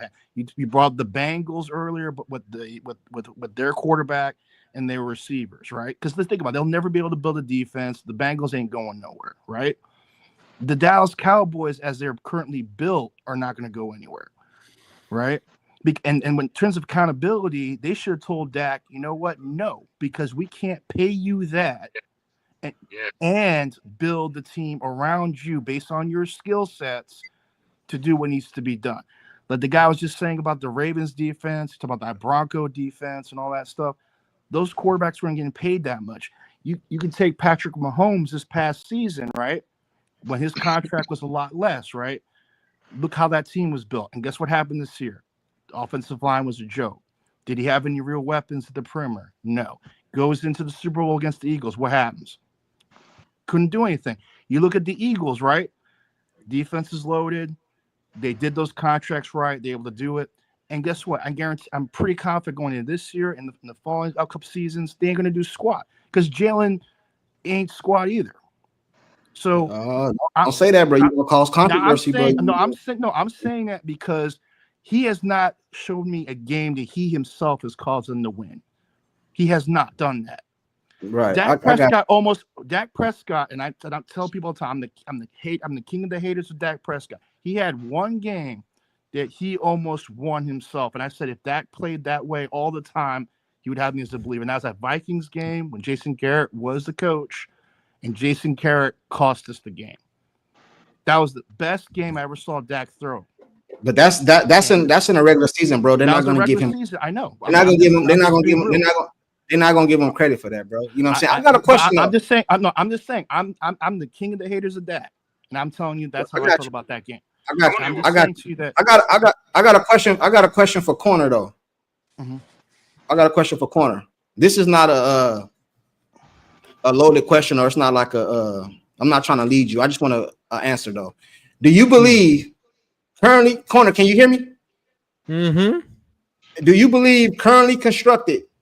The way the Cowboys were last season, will you believe you can drop Jalen Hurts over there and he still goes and wins that Super Bowl? No. Why? I think he's a Super Bowl winner. He's a Super Bowl winning quarterback. I didn't answer that. That was not my answer, by the way. That was my answer. Oh, my bad. I thought sorry, my fault. No, you can go. You can go to the corner. It's hard. It's hard to do the hypotheticals because I know. Of course, Jalen Hurts in this system, right? Yeah. But when I seen Jalen Hurts, I didn't watch a lot of the I didn't watch any of the Super Bowl. Let me just keep it a buck with you. But I did watch some highlights and stuff. Sometimes I got to swallow my pride and see what really happened. But what I seen was Saquon Barkley was kind of shut down in that game, and a quarterback stepped up and made the plays necessary to win. And when I look at Dak Prescott's first stats of the season, they were not impressive.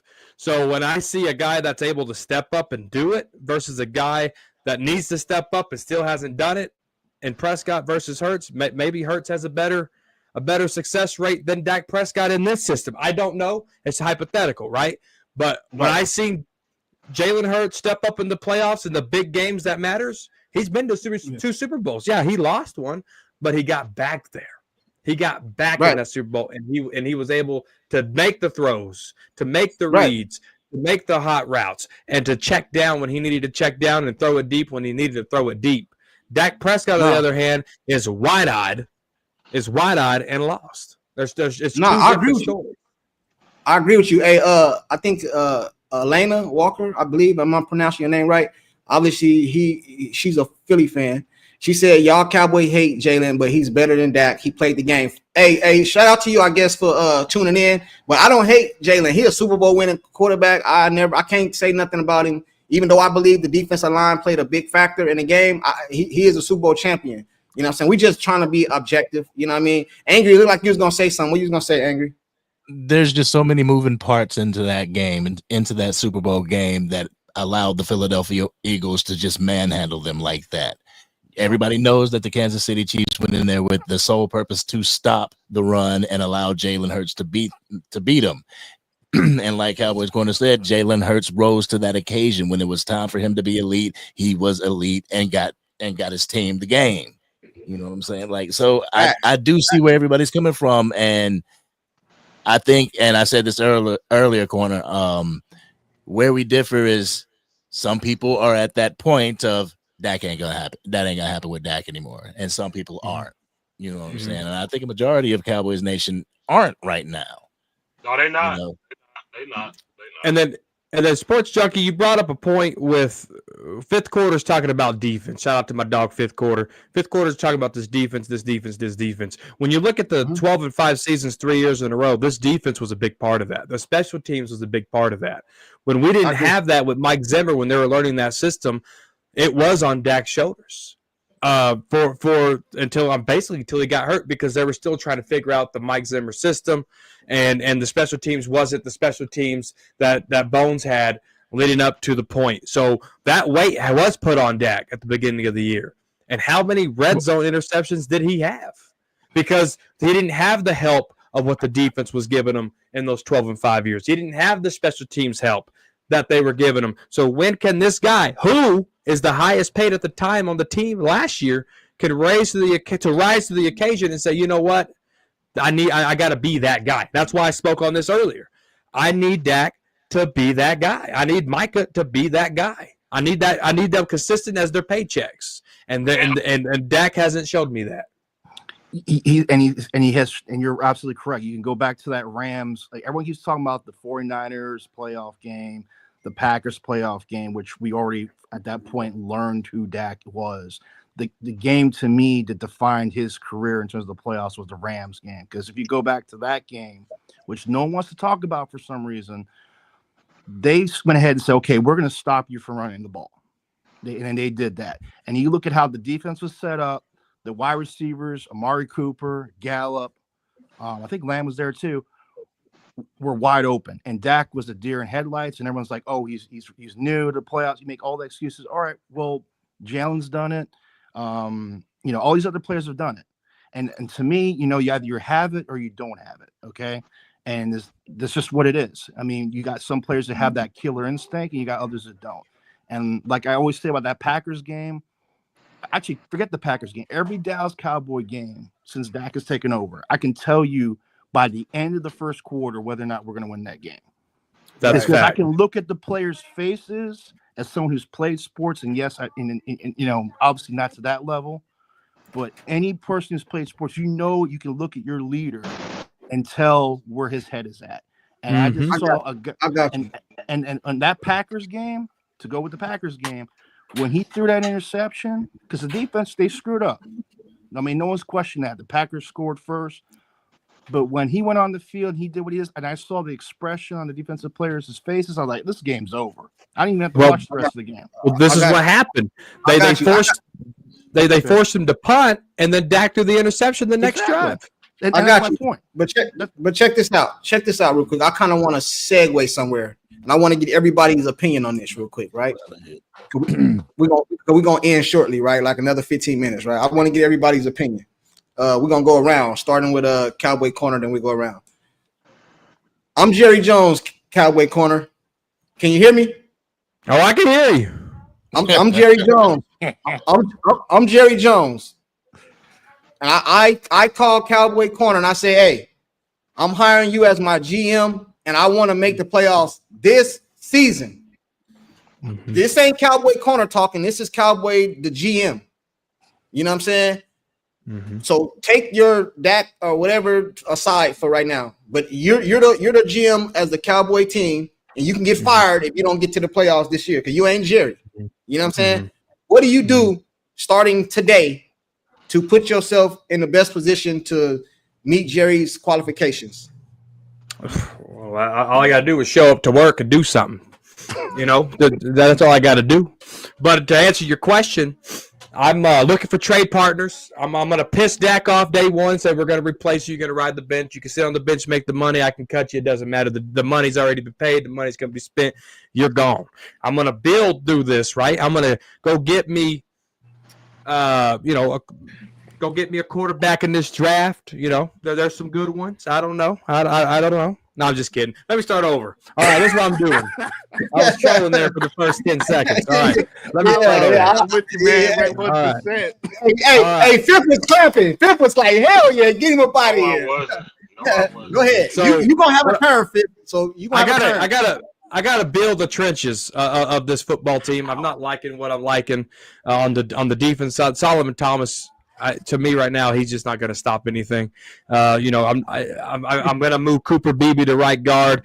I'm going to see what Terrence Steele can do before I move Tyler Guyton over there. Center is going to be Brock Hoppin for me. Tyler Smith's going to be Tyler Smith. I'm going to go try to find me a left tackle in this draft, and that's my guy. On the defense side of the ball, I need to replace this edge. I'm not going to put my faith in Sam Williams. I might even trade Sam Williams and see what I can get out of him and replace that edge there. See what I can get out of Marshawn Nealon, and then build through the linebackers. I like Murray. I like that they traded for Murray, but give me somebody else there. And then on the safety level, who can I get as a safety? And then I'm trading Diggs, and I'm getting back in the fourth round trading Diggs, and I'm going to go get me a corner also in the first 4 picks of this draft.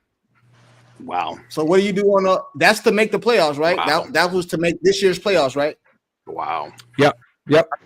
What, you don't do nothing on the offensive side of the ball? I just said I'm drafting the left tackle. So other than the offensive line, you don't get nothing else other than the offensive line. I'm building on this defense, big dog. Give me this defense. Give me that left tackle. Go run the football with Javonte Williams. Maybe you draft a running back too. I don't know. But go run this football. Go pound the rock. Limit Dak as best as you can. Make him a game manager that he's supposed to be, and go win football games. It's simple. Win on the defense side of the ball. Manage the other side of the ball. It's that simple. So no weapons for Dak. You already have weapons. Wait. He don't have weapons?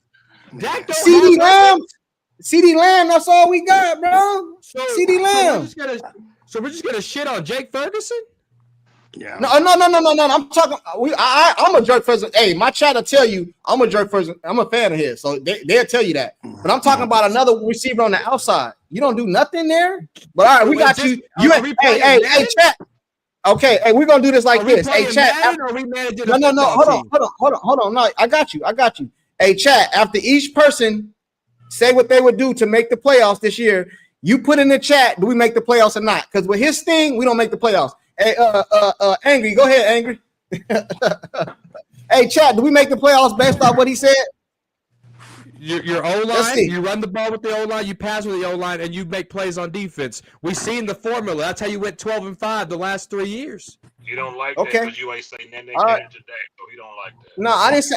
I'm just affirming. But hey, that's his opinion. I ain't gonna knock him. You know what I'm saying? I want to know, do the chat. Do we make the playoffs? They said no.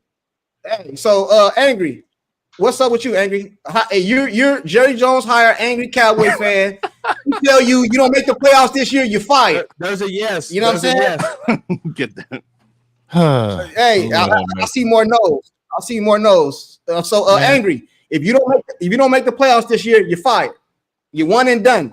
So what do you do as the GM of the Dallas Cowboys starting today? Tell him suck my dick and go.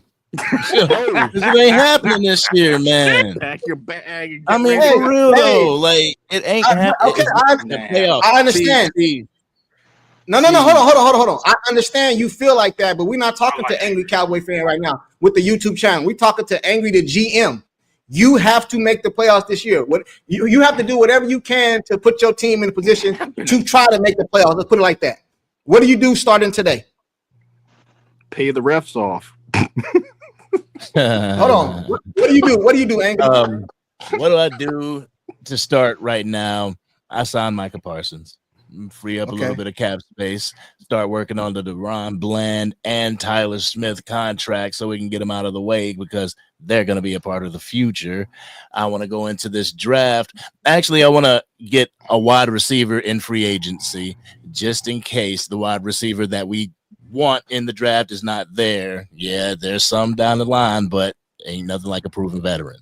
I want to get Dak Prescott a run game. No, I don't want to just resort to the guys that we have. I don't want Williams from Denver in our backfield. I want somebody from this draft. I want somebody in the first 2 rounds, hopefully an Ashton Genty. If we can get that, because everybody knows if Dak Prescott has that, if he has the play action pass, he can be effective in the pass game. You know what I'm saying? So we're gonna do that. I'm looking toward a I like Savion Williams in the draft. I like Ty Felton. Those are my 2 guys. If a Ted McMillan isn't there at the 12th spot, you know what I'm saying. But for the most part, I felt what we should have done was go through free agency for our defense. You know what I'm saying? Go through free agency for our defense. The holes that we need, get them in free agency. And then the offense, worry about in the draft. But you can draft some people like a linebacker, defensive tackle. I got, who is it? TJ Tuimoloau from Ohio State. Like, get him to replace the D-Lo. Huh? I said I could have pronounced that name sober. Damn. You know what I'm saying? All right. What else, Angry? Is that it? No. I just want to give some people a chance to go. My bad. Okay, no. If you're not done, because you got to make the playoffs, or you fired, bro. I mean, as far as the safety room, it's a bit overcrowded. Let's see what some people have in there. If let's throw the Q stick in there, break it off, and see who survives. A few safeties. I don't know about Donovan Wilson too much. I don't know about him, but as far as the cornerback room needs some help. And that's something that could benefit from the draft, but I'm looking to get a free agent there too. I got you. Hey, chat, does Angry make the playoffs or is he fired? No, somebody said I was fired. We got we all fired. So corner, I think corner got like 2 fires and like 2. He got an extension. Corner might get an extension. Chat is Angry. Hey, Angry fired. He said you fired, Angry. Anybody gonna give Angry an extension? I'm fired. Nobody gonna get Angry an extension. I guess we ain't got no Angry. You don't get no extension. Oh, they said let Angry finish. I thought he said he was finished. You finished, Angry? I was finished. Okay. I mean, I could go in depth like with formation of the offensive line, but nah. Hey, Angry, you my guy, bro. You know what I'm saying? Ain't nobody giving you no extension, man. That's my guy. I'm putting my vote in the chat. Angry getting an extension, bro. Hey, you gotta vote for me, Angry. Hey, Fifth. Oh, we know how this gonna go. But this is not fifth quarter talking though, Fifth. You know what I mean? Always do Your that job, shit, bro. because I know kind of where I gotta try to separate the Yeah, I two. gotta get up out You know of what I'm here, saying? y'all, man. All right, man. We'll holler at you, Angry. I'll let y'all. I gotta get up out of here. Y'all, thank y'all. Thank Man. y'all for the debate, for the friendly debate and everything. I truly appreciate y'all. Truly appreciate y'all and what y'all bring to the Cowboys Nation. Hey, for y'all that don't know that's Angry, go subscribe to his channel if you don't know him already. It's Angry Cowboy Fan. Everybody up here got a YouTube channel, I think, except Teflon and Derek. But Fifth, it's on you, man. It's on you, Fifth. You got to make the playoffs this year. What do you do starting now? Only way you make the playoff this year, bro, if you give up picks for next year. If you to get a veteran, you need a real proven NFL veteran. A couple of them. You need to give up a few picks, probably one from this year and next year. If my job is on the line, I don't care about those picks. I'm giving up those picks for veterans. If my job is on the line, I don't care. I'm giving up those picks for veterans. I'll go get a veteran defensive tackle, and I'll probably go get a veteran, either a veteran wideout or a running back. That's if my job is on the line. I mean, not a running back. Yeah, your job on the line. You're fired. You don't make the playoffs. You're fired. I'm giving up picks for top talent. I don't care. But just going in the draft, first round, I'm going defensive tackle. We can't stop a nosebleed if we ain't gonna do nothing about it. Olsen and Parsons can't do it by themselves. D-Law gone. I can't name nobody else. I'm going to Mozzie Smith. Don't get me started. Please don't get me started on Mozzie. That's the biggest bust ever. I'm going to get I'm getting me a defensive tackle. Second round, I'll probably go defensive again, get me a defensive end. There's so many running backs in the draft. Third round, I'll probably start with the running backs. If I don't, it'll be a offensive guy. But you got to see what they're going to do with Tyler Smith and, like Corner said, move BB to guard and all that stuff. But first two rounds, if you don't go defense, you can't sign Parsons and Osa and they have nobody else. You got to go defense. There's so many players out there. You can't just think if you get back the weapons that's in the draft that's going to be it. You got to have a security blanket on the defensive side of the ball, or we're going to get ran all over another year. Parsons is a smaller defensive end. I don't have confidence in Osa. He could prove me wrong. That'll be even better for me. But I'm going defense in the first two rounds. Third round, if I don't go offensive line, I'm going running back because there are a lot of them. So many running backs in the draft, man. I don't even know about linebacker. Like, that's why I'm giving up picks. If you tell me I can put another top dog on the side of CeeDee Lamb for 20, like top wide receivers in the league, who are they? Like, I'll take them. I give up a 2026 pick for them. I give up a 2025. If my job is on the line, screw them picks, man. I'll give it up for top veteran NFL talent if you want to make the playoff this year. If you want to make the playoff this year, you give up those picks for proven NFL top players, whether it's wide receiver, defensive end, no wide receivers left. Anything. Ain't no wide receivers really left though. They all paid. So in another position, I'll just give up picks for proven talent in the free agency because you rather choose proven guys than I hope they work out for guys in the draft. If my job on the line and I got to make the playoff this year, but I'm starting with that defense. If we can't stop the run, it don't matter. We got to stop these other teams from running on us, like Parsons and Osa. That ain't gonna do it. They need help and they need good help. So I'm going defense first two rounds. Amari or Keenan? I don't want Amari. So Keenan Allen, he a bigger dog than Amari. He a dog over Amari. I'll take Keenan Allen. Okay. All right. So, hey, chat. Does Fifth make the playoffs? They don't like me. They probably already canceled my key card. I can't even get in the bill. Fired. Fifth is fired. I got extension. I got 2 extensions and 1 fired. You know what I'm saying? And I'm gonna put. Yeah, they don't like me. My key card don't even work no more. No. You got some extensions in here. You got some extended. Don't like me at all. hey, Cowboys Corner say you extended too, man. So I guess the people in the chat. That's my brother, man. Hey, Derek, is he extended or he fired? Hey, Corner, I'm in the gym too. Look, if he told me he was going to trade Dak for more picks, I gave him an extension. Hey, no, but hold on. You went to the basketball game? No, if he found a way, Hold on. he has no trade clause. You can make someone. Yeah, you had no wage trade. You don't have no trade clause. Someone uncomfortable. You know that. That's just part of the politics. Hey man, he don't have no trade clause. You fired, bro. Hey, you actually you even. You even.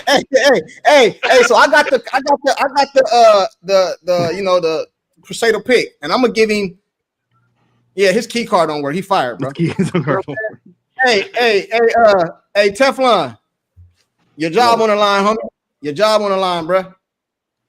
My job. What you gonna do? You know how I feel about Jerry Jones? He ain't gonna hire me. I'm cussing him out. I'm with you on that, man. Well, that's Teflon. What up, Teflon? I don't think I've ever seen your face before. I've never seen his face. Yeah. Teflon always over here. I like that. He always over here showing love, man. So you said, but let's just say let's say Steven convinced Jerry to hire you, bro. What do you do to make the playoffs this season? That's another problem because the first thing I'm gonna tell Jerry, you need to get rid of Steve. Yep. Oh my gosh, that fixed a lot of problems right there. Extension. I'm trying to tell you, but I think I'm kind of what Fifth said, man. I would use the first pick on D tackle. I've always loved the Baltimore Ravens and the way they do things, the way they put defenses together. So my focus would be completely defense, but I like you. I feel CD needs somebody on that other side. So eventually I'll get a receiver. But as far as the draft go, man, it will be heavily defense for me. And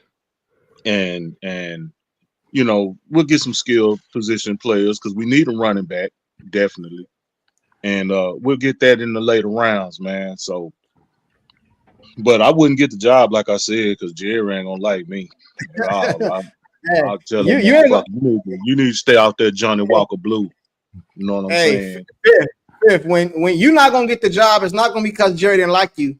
You're not gonna get the job because you following Bond Fifth and he already fired. You know what I'm saying? He already fired, man. You know what I'm saying? You can't be following Fifth, bro. Anybody draft a skill position in round one ain't gonna last a season because that defense still gonna be pathetic. Hey, Derek, it's on you, bro. Our defense ain't good. I would have, and plus Jerry let Jonathan Allen go to Minnesota. Yeah. See that would have been a good pickup. First of all, I would never be in this position where the team is built this poorly. So I mean, that's why I know I never got that job to start with. But you gotta make the playoffs, bro. You gotta make it. You got what you doing? You the GM, bro. You the GM. All right, you the GM, bro. First thing I'm doing is I'm getting a hold of the refs and seeing what I got to pay to get some wins there. That's the first thing you got to do because you need that help. And then somehow Dak's got to be healthy. That's a miracle. I mean, that's a miracle and a half right there. I mean, and looking at your head coach, I mean, he wants to run the ball. So, and we have a quarterback that's below average. So you got to hope that you get a run. I mean, it's just not possible. I mean, what, you're going to go ahead and just say, okay, F them picks, I'm going to trade for Tyreek Hill, and then Dak can't throw the ball to him. So now I got a receiver, but I can't give him the ball. So that's a wasted decision right there. You're right about like everyone's talking about, got to build up that defense, and you got to hope that the draft falls your way where you can get a defensive tackle that can get it done. I mean, if you get a Mason Graham, that's awesome, but that ain't happening. There's a lot of offensive linemen, so yeah, you could probably stack up on that in this draft. There's some guys in the later halves for that, but in terms of running back, I mean, there's really only one that's going to be a major difference that would possibly give me a chance to do anything. I just don't see Ashton Genty being there. I mean, if he for some miracle reason he's there, or I'm able to trade Diggs, I find some fool willing to take that. Then yeah, I mean, I'd do that, trade up to get that, and maybe, or like you said, my job's on the line, right? So I got to trade up to get a running back. I got to fortify that offensive line because I probably can more likely do that. Defensively, I mean, there's not really any edge rushers that you can get that's going to help you out there. And then who are we playing this year? Who are you playing this year? Is it the was it the AFC West, North? Is it the North? AFC West? I think it's the North, ain't it? The North? Yeah, I think it's the North. So they're lighting the box. So if I can run the ball and keep Dax passing to like Trent Dilford, I got a shot. I'm just being real because I mean, look, we for some odd reason. He's right. He I got right. you. Hey, everybody got. Hey, chat. Is he extended or is he fired? Oh, they firing him. But I will say this, Sports Junkie.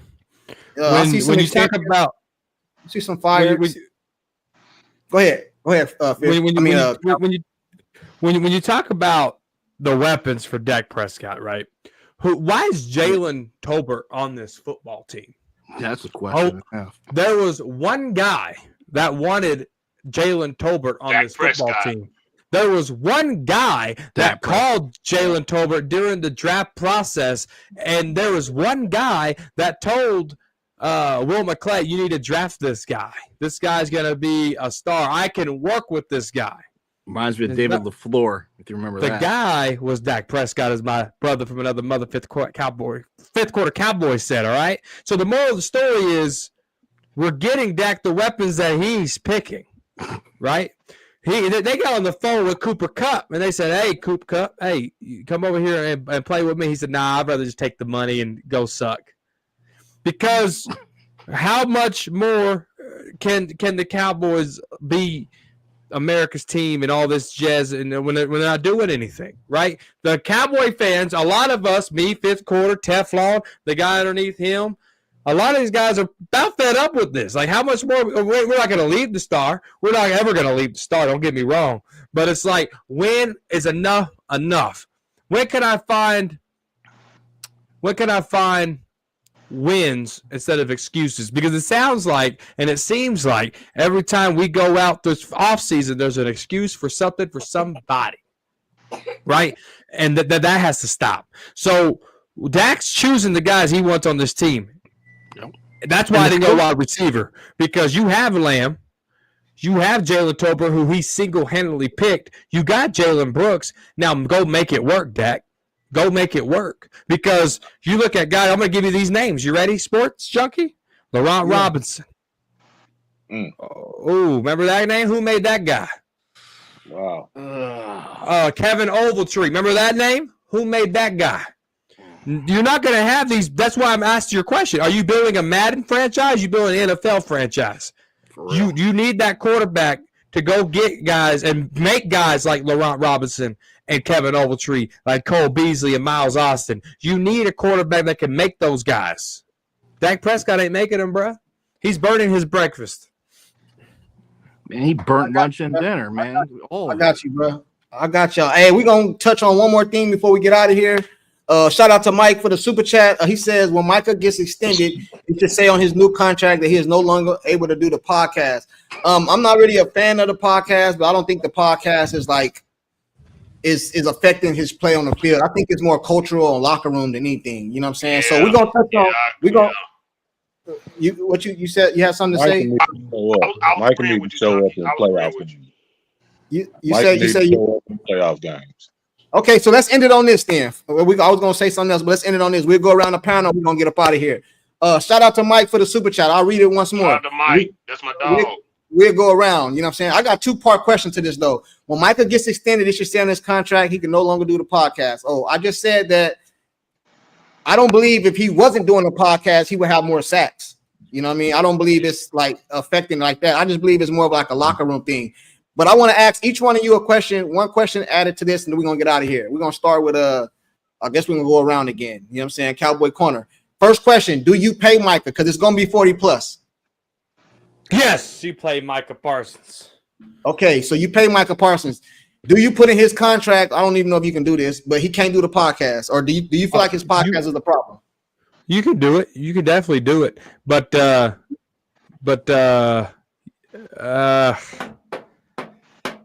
you put that wording in there, no podcast. Do he sign it, though? You know what I'm saying? Does he sign it if you put that in there? Micah might buck the system, bro. Like, I ain't signing that. You know, let him buck. Go trade him for some healthy compensation. Oh, I don't know. So that's an option for you to trade Micah? Is that an option? If you get wealthy compensation for the guy. I don't want to just get one first-round pick. I want to get a first round, a third round, a sixth round, a next year's two. I want a lot of compensation from Micah. Oh, all right. You know what I'm saying? There it is there, chat. Fifth, you heard the questions. First of all, do you pay Micah 45? You give Micah 45.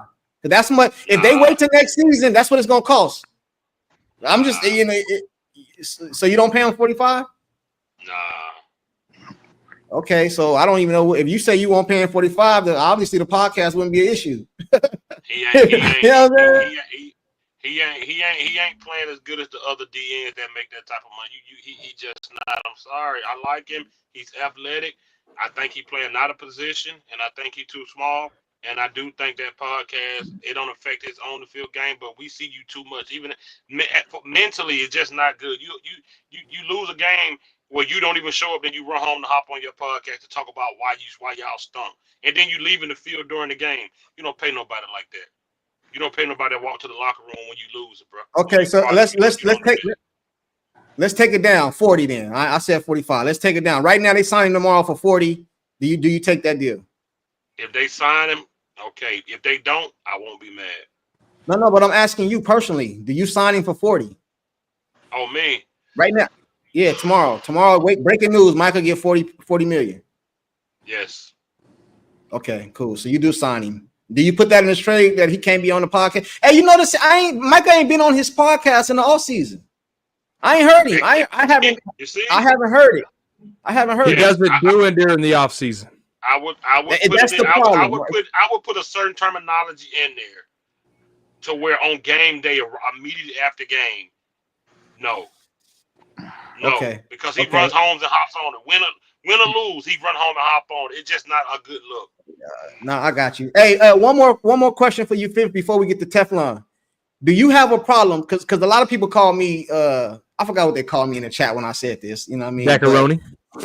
Yeah, a lot of it's had nothing to do with that though. A lot of people told me because I said I don't like, even though it might not be an issue, I don't like seeing the opposing, especially Eagles fans. I mean, not Eagle fans, Eagles players, right on his podcast after they just beat us, or having Jordan Love on the podcast after he just beat us in the playoffs. Do you feel like do you have a problem with that, or it's whatever?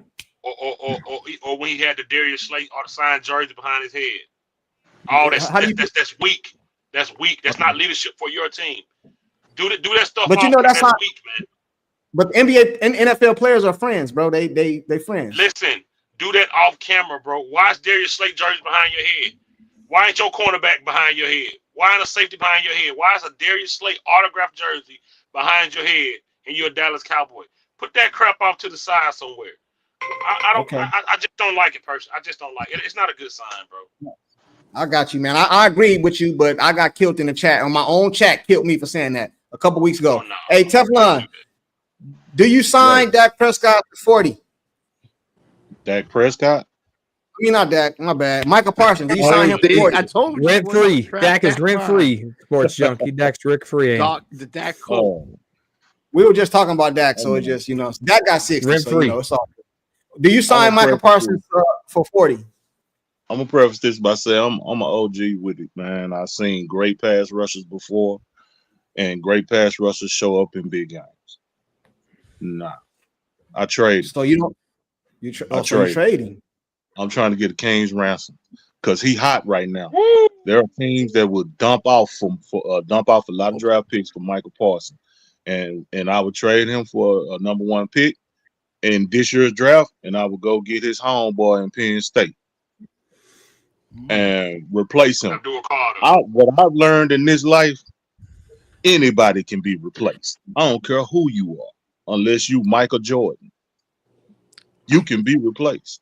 Michael can be replaced. People talk like Michael is irreplaceable. Why? What has he done besides get 11, 12 sacks in regular season game? You can get that somewhere else if that's what your standard is. But my standard is show up in playoffs. My standard is playoff games. You know what I'm saying? And he don't. He don't show up. So let's just say you nobody, because the first pick is I'm gonna say that. So let's just say you do sign him, right? Do you think his podcast is an issue, or what did you do about the podcast? Man, I'll tell you like this, man. Some say it is, some say it ain't. I feel like it could be because you ain't showing up in playoff games. Maybe you got too much distraction going on, man. Maybe you're not focused. Oh, he gets double teamed and triple teamed. I've seen Lawrence Taylor beat that, and they was comparing him to Lawrence. I've seen Charles Haley beat that. I've seen Derek Thomas beat that. I've seen a lot. I've seen TJ Watt beat that. If we want to talk about modern players, why this boy not showing up? Why we got to make excuses for our players, but we steady not making impacts in playoffs? Yeah. That's the standard, man. That's the Cowboy standard, man. Yeah. Even though I would sign Micah, if I was Jerry, I would tell Micah, listen, man, I ain't never seen a $40+ million player, the opposing team run schemes to go at you. You know what I mean? Like the opposing team come and saying we're gonna run at you. I don't like that's. I need them to be saying we running away from him. Like, you know what I'm saying? That's how I feel. That's how I feel about that. And I like Micah, but I gotta be objective. Hey, Derek, what up though, man? Do you sign Micah? I can't because based on how this team's built, can't do it. I mean, you can't. I mean, if Dak didn't get that contract, I probably would be talking to Micah. But at the same time, though, based on how this team is, based on the age of everything, and Micah's undersized. You're asking him to, put his hand in the dirt and be an edge at that weight. That don't make no sense. I mean, like my man said, he says, look at Charles Haley and all those guys were big. Derek Thomas, he was playing the linebacker position. He wasn't trying to be an edge. So we're trying to put a guy that's undersized in a position where he can't handle that weight in terms of the whole season. It's just not. It's not practical. And at the same time, we already know that Micah told him he don't want to play linebacker either. You know why? Because the edge makes more money. Right. Then, I'm just saying. So for me, like everyone's saying, try to see if you can trade him for picks. But, Jerry's burnt that bridge, man. When you keep flaunting that thing against everybody saying, oh, the Charles Haley trade, which we do as Cowboy fans, Jerry does it. You notice they can't trade with anybody. You notice that every time the Cowboys make a trade, they always got to pay more than they're supposed to. They never get enough return on their players because of where it's at. So when people say, "Oh, I'll trade Mike and get 3 first-round picks," I mean, shoot, I'll be glad we get a second-round pick, mainly because of what Jerry has caused for them. No one wants to work with them. You never hear like the Ravens, like you just talked about. The Ravens, you don't hear nothing. All of a sudden, boom, there's a trade. They're quiet, they're methodical. That's why they're able to constantly compete. I mean, bro, you're saying some real shit right now. Can y'all name me the last trade that Steven and Jerry has made that we can say we won that trade? I'll wait.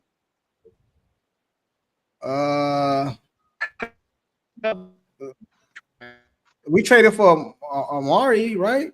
That is the only. You know what I'm saying? Hey, you know what I mean? Hey, but if you think about it in longevity, I don't even know we won that trade because you let him leave. You didn't even get the whole value out of him. You know what I'm saying? So I don't even know. Hey, but on the Micah Parsons thing, if I was Jerry, this is what I would sign Micah. But I would sign Micah as a linebacker. And we're gonna use you how we want to use you. You know what I'm saying? You're not getting DN or you're not getting that kind of money, bro. That's not who you is. We're gonna sign you to the top pay because as a linebacker. Linebackers make, right? Huh? We're gonna sign you as a linebacker. No, I'm saying we're gonna sign you. We're gonna pay you top dollar. He's not gonna agree to that. No, I don't care what you agree to. This ain't no negotiation, bro. No, this is called business. This ain't no negotiation. Hey, we drafted you as a linebacker. We're gonna play you on the field how we see fit, like Palomado. And then what's he gonna do? Knowing Micah's mentality and his personality, he'll tell you to go screw yourself. You know that. Hey, hold on, man. You know he would. He's not a DN. I said something crazy, corner. What? No, I didn't say anything crazy. What I said? They talking to me. He's not a DN? No. You talking to me? Yeah. Man, I'm gonna pay him linebacker money. You talking about Michael Parsons, right? Right. I'm gonna use him rushing the passer, and I'm gonna use him at linebacker, bro. Hold on. You know what I'm saying? Hold on. Let me ask. Hold on. Stop. Yeah, I'm not paying. Bro, we all know. Hold on, real quick. I don't mean to cut you off there, but we all can agree. I think everybody on this panel can agree why Micah Parsons want to get DN money. I mean, why? Because he's a defensive end. All right, go ahead, Derek. My bad. I didn't mean to cut you off. Look, he's not. This is just basic physics, man. He is not big enough to be a DN full time. You look at the success they had with him when Dan Quinn first started with him. Okay, not as time progressed, because then Dan Quinn does what Dan Quinn does, which is, he forgets what makes him his money. Okay, and you're going to see that next year with the Commanders. When he started with him, he had to move him all over the place, so that what happens? The offense doesn't know where he's at. They had to try to make adjustments to him. But when you have him sitting where it's him handing the dirt, and he's going up against someone who's 325 pounds, and how much does Micah weigh? 245? That's irrelevant. No, it's not, because if you're getting hit upon, we're talking 18 games, that is a toll, and the body takes wear and tear, and you're going to get tired. You're saying that that's not a factor, man. Any sport you play, it's just like boxing. You keep taking those hits, it matters. So to say that doesn't matter is not true. You can't. I agree with you. All those hits. Hey, man. Let me know when I can go. Let me know when I can go. Let corner rebuttal. Let corner rebuttal. It ain't about this, bro. But I was just gonna say, your chat, they timed out Champ, man. Your chat be wilding, bro. They did what? How they timing out Cowboys Champ, man? Your chat be on some other stuff. No, hey, don't time him out. Don't time him out. No, that's I know him, bro. I know him, man. Hey, whoever timed him out, hey, he good. Cowboy Champ, let him say whatever you want to say, man. He good. That's your girl, man. She don't let nobody talk about that, man. Nah, she ain't tripping, man.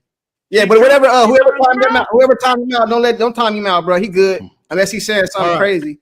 But I don't think he is. Right. Hey, come on, Champ ain't like that, man. Yeah, I know. We'll fix it. Hey, corner, what's your rebuttal to that? That he's a defensive lineman. Well, he is a defensive lineman. He has 52 sacks playing that position. Let me just give you a stat here that's going to blow your mind. You probably don't know it. Maybe you do. Maybe you don't. I'm going to tell you anyway. Parson has 0.92 sacks per game. That ranks second most in the entire league, only behind Kendrickson, who just got cut from Cincinnati Bengals. And his is 1.03. So how are you going to tell me that he's not an end when he has the second most Okay, let me ask you this question. Sacks per day at 1.92. Let me ask you No. There's no question there. What do you have to say to that? I'm answering that with a question. You can't do that. Answer the question straight up. Straight up. He's not getting it from the DN position. If you look at where he is. But he is getting it from the DN position. Yes, he is. No, he's not. Oh. Go ahead and look at tape. When he's at defensive end, right? He's not getting that because they move him around. And why do they have to move him around? I mean, simple. Because that's the only way he's going to get penetration. All right, take DN out of it. Put in pass rusher. Hey, do everybody agree? He's a pass rusher. I agree. Look, Lawrence Terry. Hold on. Let's go back to LT, right? LT, what was he? He was a linebacker.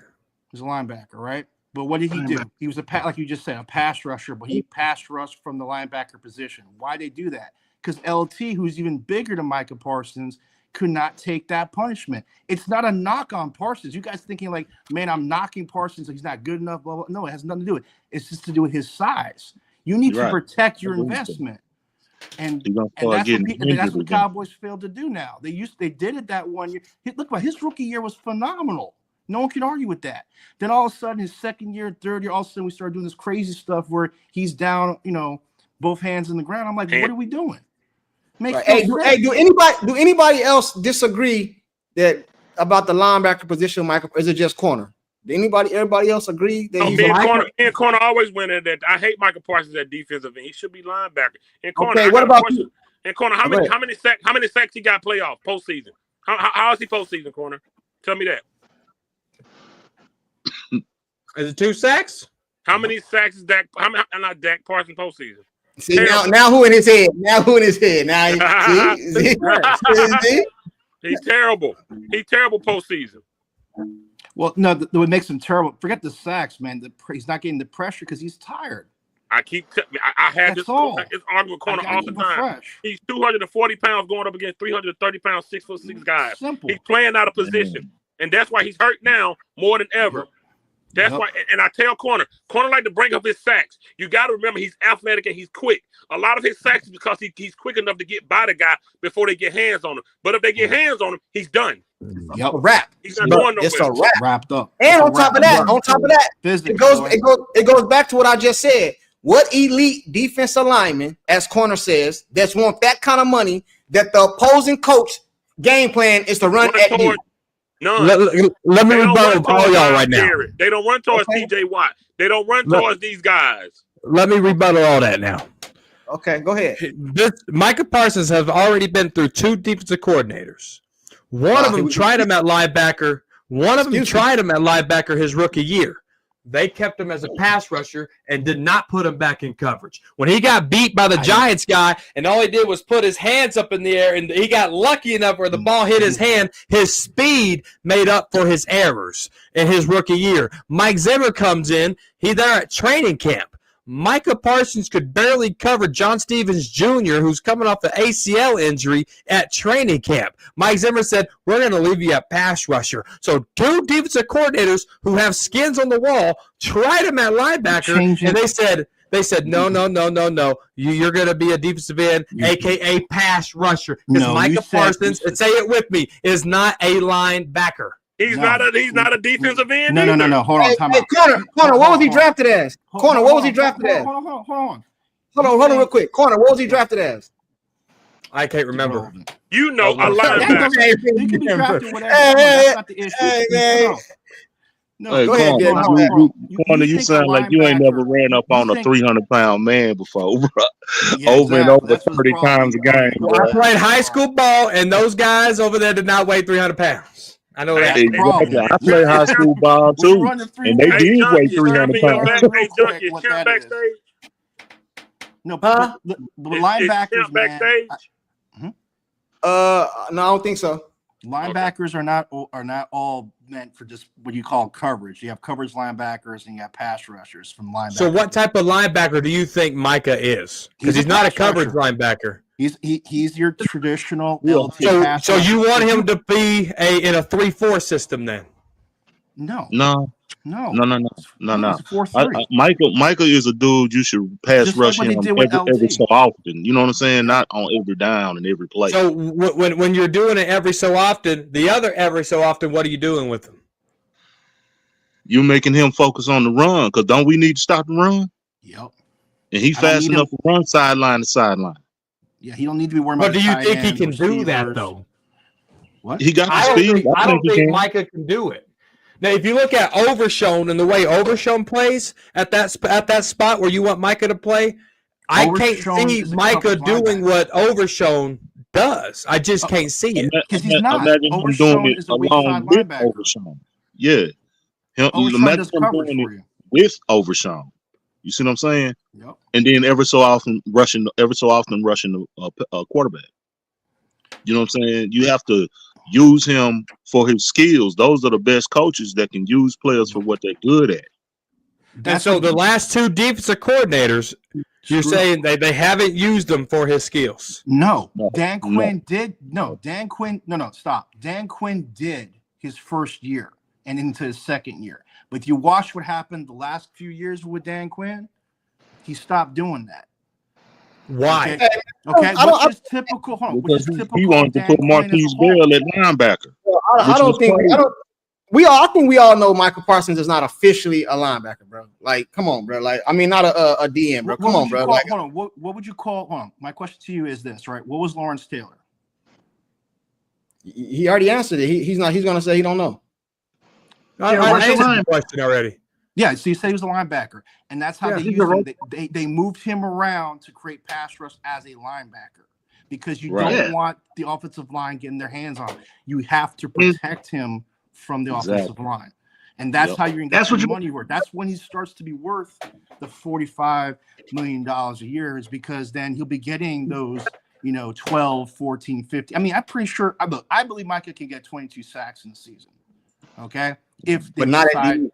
But not as a defensive end. They got to have him hitting different gaps, bro. You cannot line him up on the left side of the ball, bro, all game, and give the opposing team Just he gonna be over there.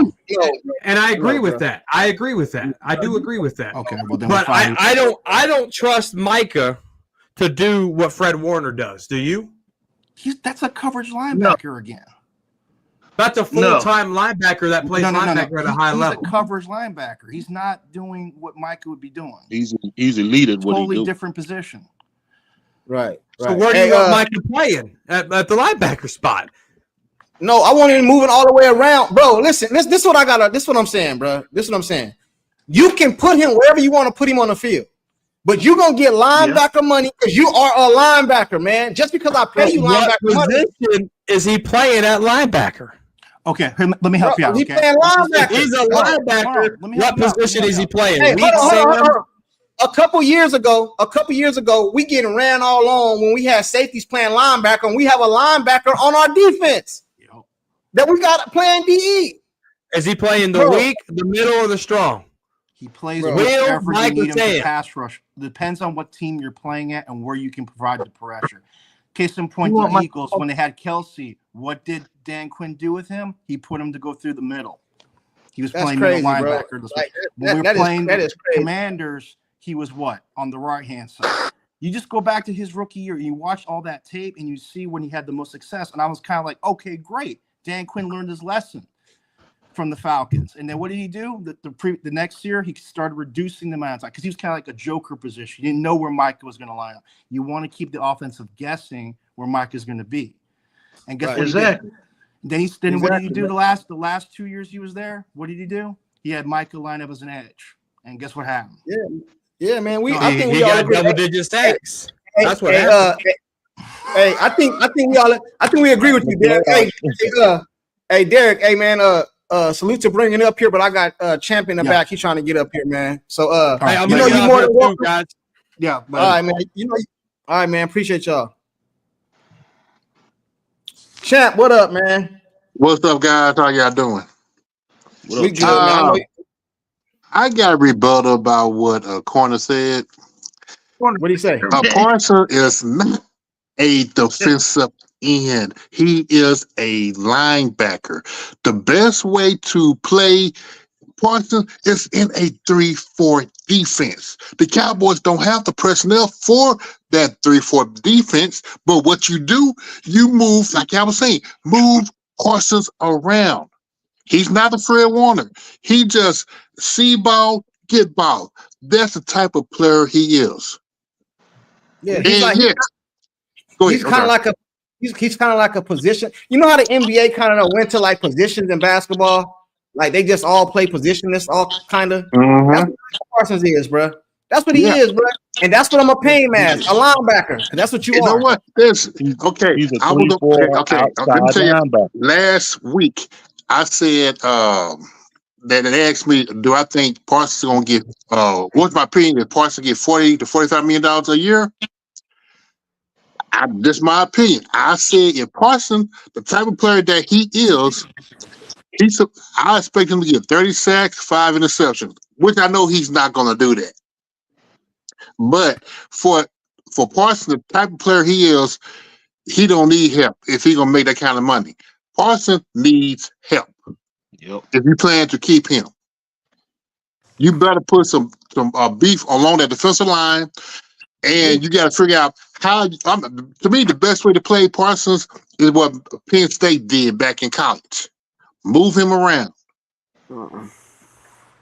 That's my opinion. On my podcast. Tariq, what up? I mean, Ty. Is it Ty? My bad. Ty. Is he a linebacker? He's a Russian. That's what I look at him. He's a Russian linebacker. He's almost like a tweener. He's a tweener type player because my whole thing is like this. This is why you pay Micah $40 million. Because when Micah's off the field, you see a change in that defense. That defense is not defense. I know he be getting tired when they leaning on him, but see, if they're gonna lean on him like that, that means you need to go out and get bigger defensive tackles to where Micah got to set that edge. They got to run back inside. They can't run outside if he's setting the edge. You know what I'm saying? But my thing is like you guys saying, Micah should be able to move all around that defensive line however he wants to like Vach Lombardi say, find the scrub. That should be his job. Find whoever's the scrub on that offensive line and rush him and make his night hell. You know what I mean? Make his day and night hell. But you got to put more beef and more aggressive linebackers to help him out. We can't just keep asking this man to be Superman, but he ain't got no damn team. He ain't part of no damn Justice League. Hey, and this is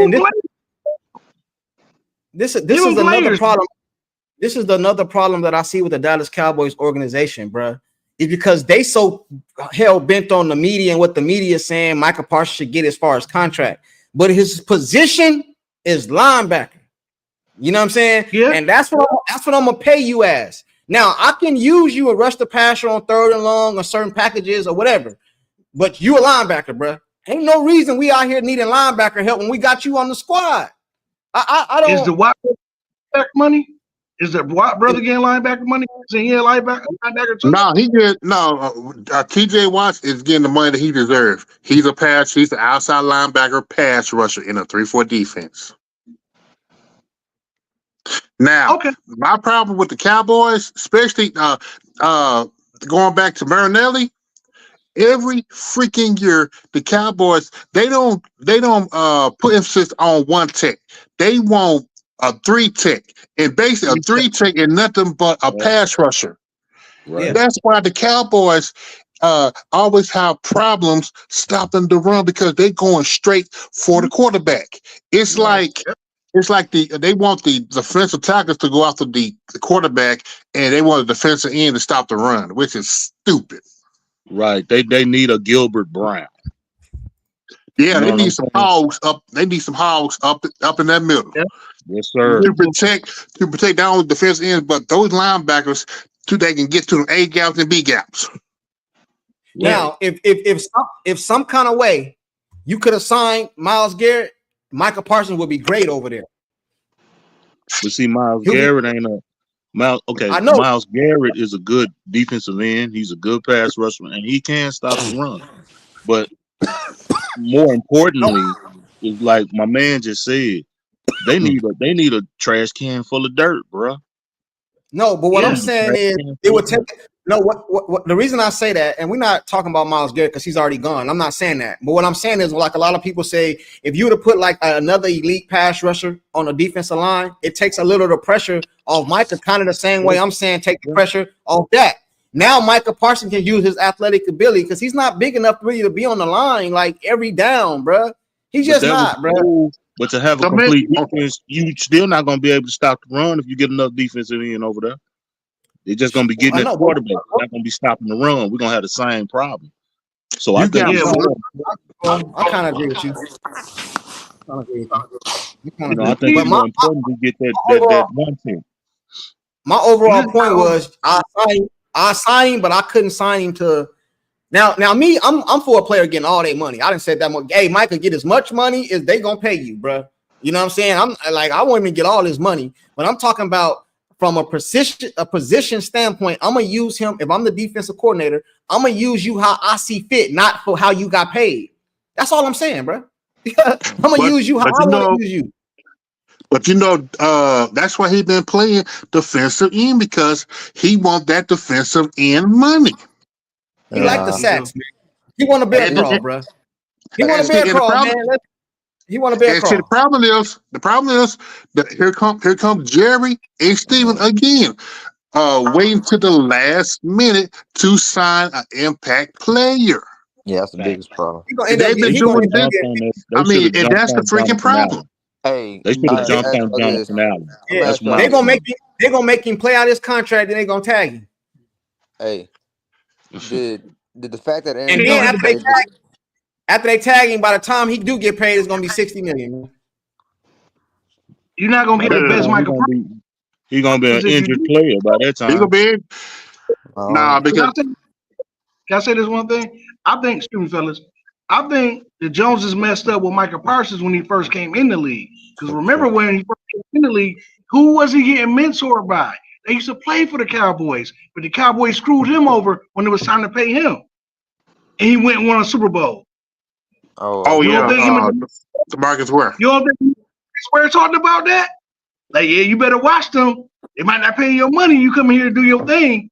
You might get shipped off like I did. You gotta go somewhere else and play. Because that's But what you they know, did. And but give you know me the the money. Joneses. It's He be all dropping about hints. selling jerseys. He be dropping hints like he want to be somewhere anyway, bro. Or somewhere else anyway. Yeah. I don't. Yes, he do. You know what I'm saying? Yes, You know he what I'm do. saying?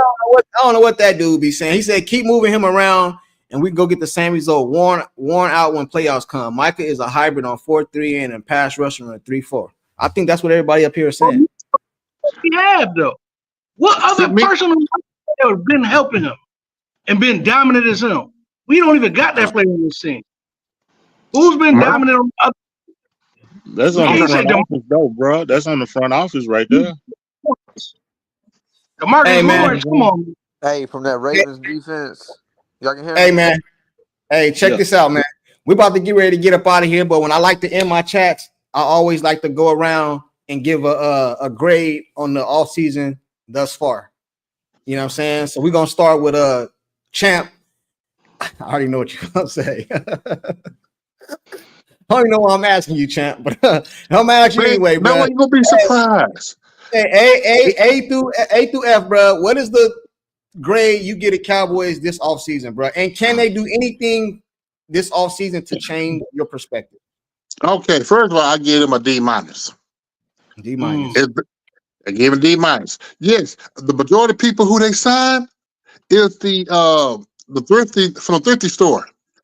They all they signed was bodies. Miles Sanders, the kid from Denver. You got Solomon Thomas. The only one I like was the guard from Miami. Everybody else, it just body count. I mean, the body, just for bodies. So yeah, they give him a D minus. They're trying to sign depth. And before we go to Teflon, the reason I don't like the running back signing, bro, is because it scares me. You know what I mean? And the reason I say it scares me is because I think they'll pass a running back in the draft because of what they just did in the free agency, bro. I could be wrong, but just knowing Jerry, that's just how Jerry think, bro. We're gonna go wide receiver by committee and then don't even worry about running back in the draft, bro. You know what I'm saying? But that's just how I feel. Teflon. I think I know your answer already because you told me the other day, but let's see if it changed. Your grade for the Cowboys off season, your grade for the Cowboys off season, and can they change before the season start? Can they grade change? And if so, what they got to do to change your grade? They're gonna hate me. I changed my grade. I give them an F plus. What was it before? What was it before? It was a D, right? So why did you go to an F? Why did you go to an F? After I sit and thought about it, I was like, yeah, I like the Fowler signing. That's about it. That's F plus to me. They signed 10 people? I only like one. You know. So they you got an F minus, you said? F plus. F plus. So what can they do to if anything to raise your score? You know what I mean? What can they do to raise your score? Trade up and get Ashton Genty. And then you would go to a what? You'll go to a what? I'll give him a D. I'll give him a D. Hey, Ty, what up, man? What's your grade, bro? They got a D for me too, balls. But my thing is with the Cowboys, man. What I really need them to do is give Dak a running back, and he needs a number 2 wide receiver over there for his offense. And the rest of the picks, y'all can go straight defense and try to get more people far as dealing with the free agency, bring more free agents in to see what we can do. But ain't even try to trade for some people if they could. That's like they gotta quit being so stale in how they moving, because other teams are always making moves. It's like, damn, people talking about this all-star team, all-team. Well, what the hell did Philly just do? That was an all-man team they had over there. They was slamming Patrick Mahomes in his damn neck. When can we do that? I said Can we? I said they were stacked, but people killed me when I said that, bro. You know what I'm saying? Hey, Fifth, you still here? Who? Who is that right here on the other side right here? I got Ty, Teflon, and who else? Who is Shift? Shift. I got somebody named Shift. I guess he up out of here. I don't know. Yeah, man, that's my whole thing, man. Give Dak a defense one time. Give him a defense one time in Dallas, because he has not have a shutdown defense yet with the Cowboys. He had an all right defense. He didn't have a shutdown defense, and that's what people fail to realize with this team. If we can get a shutdown defense in a running game, we can see what Dak Prescott gonna do, because that's what he built for. Play action, hand the ball off. Do the same thing they was doing when he came here. Get him a running back like y'all did for Tony Romo.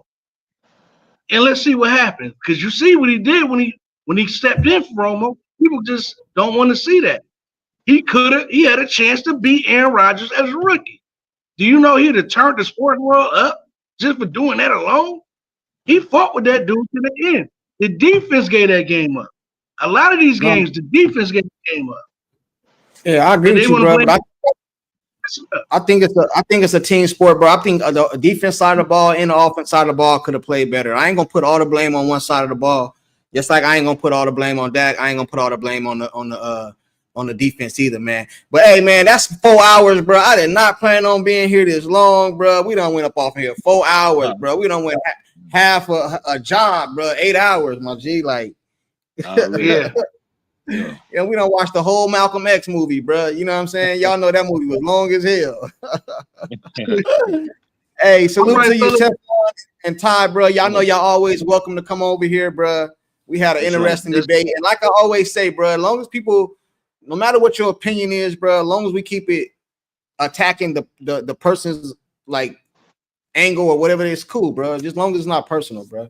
And y'all know I get killed, bro. A lot of people don't like me letting other people up here that say like the Philly or Washington or people that talk about Dak. My chat be killing me, bro. You know what I'm saying? But I like to let everybody say what they want. I don't block nobody, bro. Now, sometimes the chat time people out, bro. You know what I mean? But I don't be blocking nobody, bro. You know what I'm saying? So that's just how I play it. But y'all know that. Y'all know that already, bro. You know what I'm saying? And Ty, I didn't know you. I didn't see you in the back. I didn't see you in the back at first, bro. I wasn't ignoring you, bro. You know what I'm saying? I wouldn't ignore you. I didn't see you. Luckily, you sent me that message because I did not see you, bro. I did not see you, bro. You know what I'm saying? But anyway, man, salute to the chat. I thank y'all for pulling up here, bro. I'm probably gonna go live again tomorrow, man. We're gonna pick this up, bro, because this is interesting topics. You know what I'm saying? Yeah. All right, man. Salute to y'all in the chat, man. Oh, you Teflon, man. You your quote is stuck in my head, bro. Lower your expectations. Hey, man, you see mine's is low in the mug right now. Yeah. It's all good, bro. I'll holler. All right. Peace.